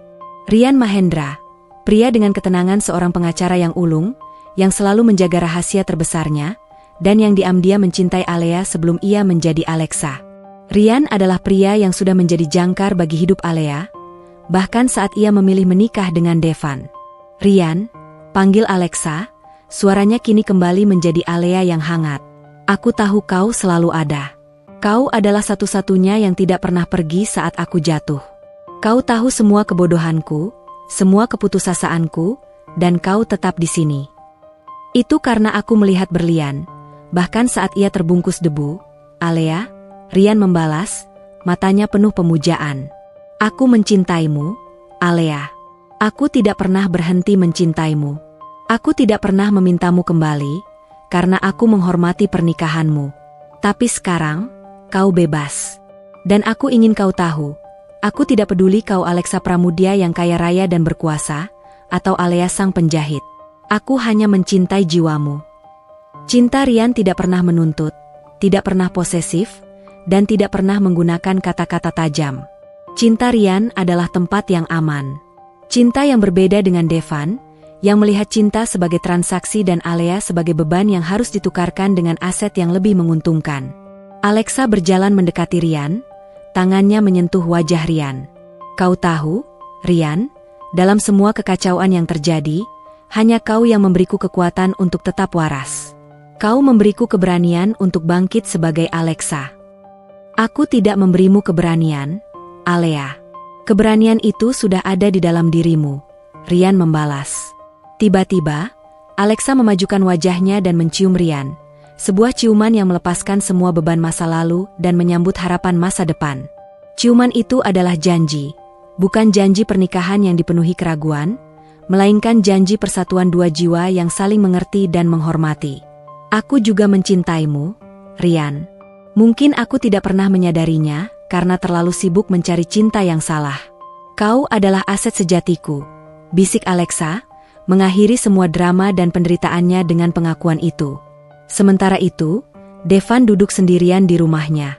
Ia sedang merapikan beberapa dokumen lama dan menemukan sebuah kartu ucapan ulang tahun yang ditulis tangan oleh Alea saat pernikahan mereka masih hangat. "Kepada Devan, cintaku. Aku berjanji akan selalu menjadi cahaya dan pelabuhanmu, bukan beban. Mari kita jalani hidup ini dengan tawa dan ketulusan. Selamanya, Alea." Devan membaca tulisan itu, air matanya menetes, membasahi tinta. Ia melihat kembali hidupnya. Ia menukar cahaya dan pelabuhan dengan kegelapan dan badai yang dibawa oleh ambisi dan hasutan. "Aku yang buta," bisik Devan. "Aku yang telah kehilangan semuanya, bukan karena kebangkrutan, melainkan karena kebodohan." Devan kini menjalani hidup dengan sederhana. Ia mengalihkan semua fokusnya pada pekerjaan, menebus kesalahannya di masa lalu. Ia tidak mencari wanita lain, ia memilih kesendirian sebagai bentuk penebusan. Setiap hari, ia bekerja keras, berharap suatu saat ia bisa mandiri sepenuhnya dari Pramudia Group dan membayar lunas pinjaman 0% dari Alexa, meskipun ia tahu Alexa tidak benar-benar membutuhkannya. Ia menyadari, kebahagiaan Alea sudah menjadi miliknya sendiri, dan bukan lagi tanggung jawabnya. Ia hanya bisa berdoa dari jauh, agar wanita yang ia sebut beban itu menemukan kebahagiaan abadi. 6 bulan kemudian, di sebuah kapel kecil di luar kota, Alea dan Rian melangsungkan pernikahan sederhana, hanya dihadiri oleh kerabat terdekat dan teman-teman mereka. Alea kembali mengenakan kebaya putih sederhana, sama seperti kebaya yang ia lipat saat Devan menceraikannya, namun kali ini, kebaya itu dipenuhi dengan aura kebahagiaan yang sejati. Ia tidak lagi menjadi Alexa Pramudia yang dingin, tetapi Alea, istri Rian Mahendra yang tulus. Rian mencium keningnya, janji pernikahan mereka terucap tanpa keraguan. "Aku berjanji, aku akan selalu melihatmu sebagai yang terbaik, Alea. Selalu," Rian berbisik. "Dan aku berjanji, aku akan mencintaimu seumur hidupku, Rian.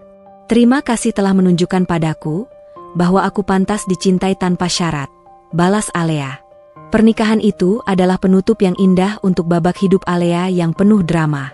Ia telah kembali membalaskan perlakuan yang ia terima, tidak dengan kehancuran, melainkan dengan kebangkitan dan kebahagiaan yang ia ciptakan sendiri. Ia membuktikan bahwa wanita yang pernah disebut beban bisa menjadi ratu, tidak hanya di meja bisnis, tetapi juga di hati pria yang tepat. Waktu terus bergulir, membawa serta perubahan dan pertumbuhan. Tahun berganti, dan kisah Alea, sang wanita yang bangkit dari panggilan beban menjadi Alexa sang Ratu Es, kini memasuki babak penutup yang manis dan penuh kedamaian. Ia telah menemukan cintanya, Ryan, dan mereka menjalani pernikahan yang didasari rasa hormat, kejujuran, dan cinta tanpa syarat. Alea, meskipun telah menikah, tetap memimpin Pramudia Group sebagai Alexa Pramudia. Namun, aura dingin yang dulu ia gunakan sebagai perisai kini sedikit melunak, digantikan oleh ketenangan seorang wanita yang hatinya telah utuh. Ia dan Ryan sering bekerja bersama, menjadikan pekerjaan mereka sebagai kolaborasi yang harmonis, bukan kompetisi. 6 bulan setelah pernikahan mereka, Alea menerima kabar dari Ryan mengenai perkembangan perusahaan Devan. Perusahaan Devan sudah stabil, Alea.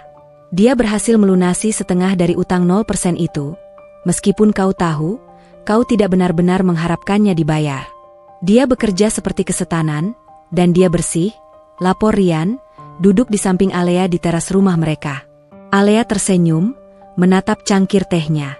Dia pria yang baik, Ryan. Hanya saja ia terperangkap dalam ambisi dan hasutan yang salah.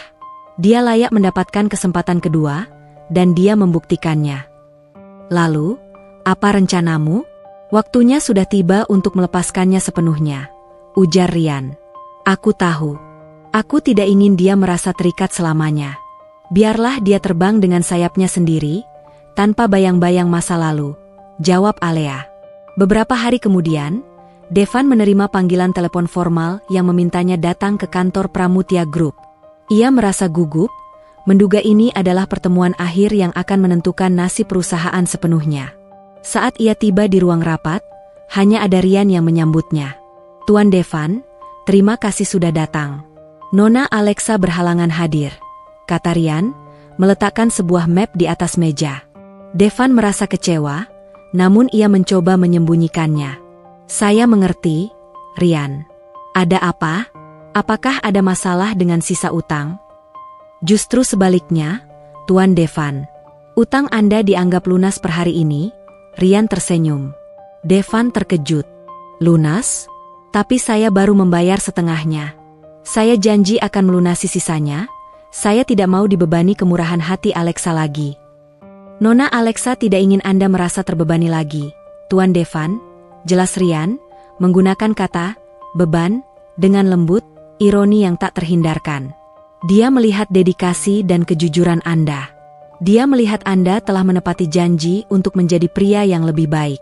Bagi Nona Alexa, itu adalah pembayaran yang jauh lebih berharga daripada uang. Ryan mendorong map itu ke arah Devan. Di sini ada dokumen pelepasan hak Pramudia Group atas sisa 51% saham perusahaan Anda. Nona Alexa mengembalikan kendali penuh perusahaan kepada Anda, Tuan Devan. Dia percaya Anda mampu mengendalikan perusahaan itu dengan baik mulai sekarang. Devan mengambil map itu.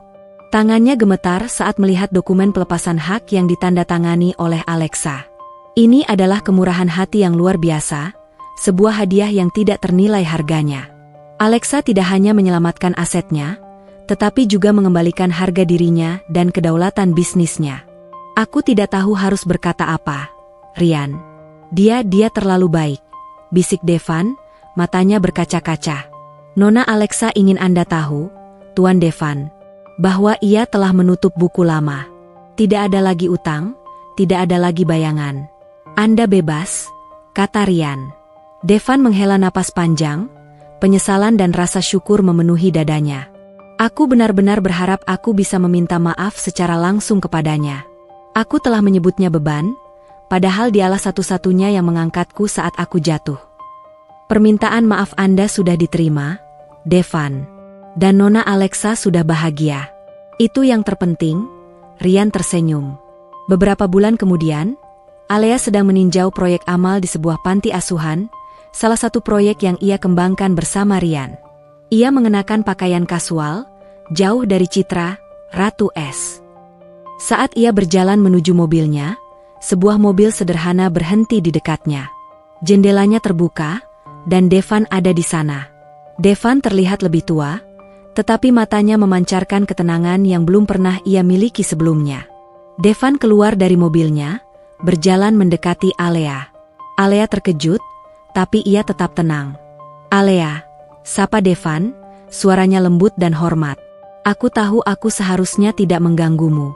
Aku hanya ingin bertemu sebentar, kebetulan aku ada proyek di sekitar sini." "Selamat sore, Devan. Aku senang melihatmu. Kudengar perusahaanmu berjalan baik," kata Alea, nadanya ramah namun menjaga jarak profesional. "Semua berkat kamu, Alea. Aku telah melunasi semua utang pribadiku. Aku tidak akan pernah melupakan kemurahan hatimu," kata Devan. Ia merogoh saku jasnya, mengeluarkan sebuah surat. Ini surat cerai dari Rosa. Semua sudah selesai. Aku harap aku bisa memulai hidup yang benar-benar baru." Devan kemudian mengambil jeda panjang. "Aku tidak akan meminta kembali. Aku tahu aku tidak pantas. Aku hanya ingin mengucapkan ini, Alea. Di depanmu, di tempat yang sunyi ini. Aku minta maaf. Dari lubuk hati yang terdalam. Kamu adalah wanita yang paling berharga. Aku yang buta. Aku yang serakah. Kamu adalah penyelamatku, dan aku yang menyebutmu beban. Maafkan aku." Air mata Devan mengalir, air mata penebusan dosa yang tulus. Ia sudah melepaskan semua kebanggaan palsunya. Alea menatapnya. Ia tidak lagi merasakan kepedihan. Yang tersisa hanya rasa iba dan ketenangan. "Aku memaafkanmu, Devan," katanya. "Aku sudah memaafkanmu sejak lama. Balas dendamku telah selesai, bukan dengan menghancurkanmu, tetapi dengan menemukan kedamaian dan kebahagiaanku sendiri. Aku bahagia untukmu, Alea. Aku harap Rian bisa menjagamu, karena kamu adalah harta yang tak ternilai," kata Devan. "Dia menjagaku dengan baik." Alea tersenyum tulus. Devan mengangguk, ia tahu pertemuannya harus berakhir di sini. "Selamat tinggal, Alea. Semoga hidupmu selalu dipenuhi kebahagiaan." "Selamat tinggal, Devan. Semoga kamu menemukan kebahagiaanmu sendiri," balas Alea. Devan berbalik, berjalan kembali ke mobilnya. Kali ini, ia pergi tanpa penyesalan yang membakar, melainkan dengan hati yang damai, menerima bahwa ending bahagia Alea bukanlah bersamanya. Alea berdiri di sana, menatap matahari terbenam. Ia telah menutup babak itu sepenuhnya.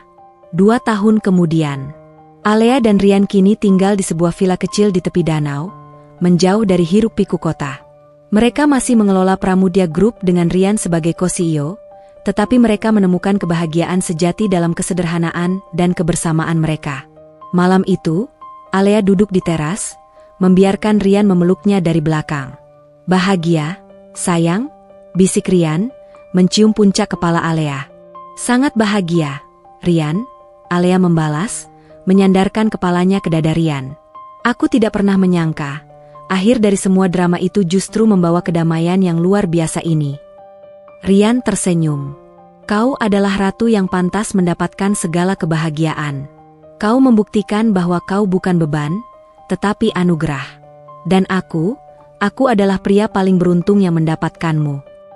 Mereka berdua menatap bulan di atas danau, sebuah simbol keindahan dan ketenangan yang abadi.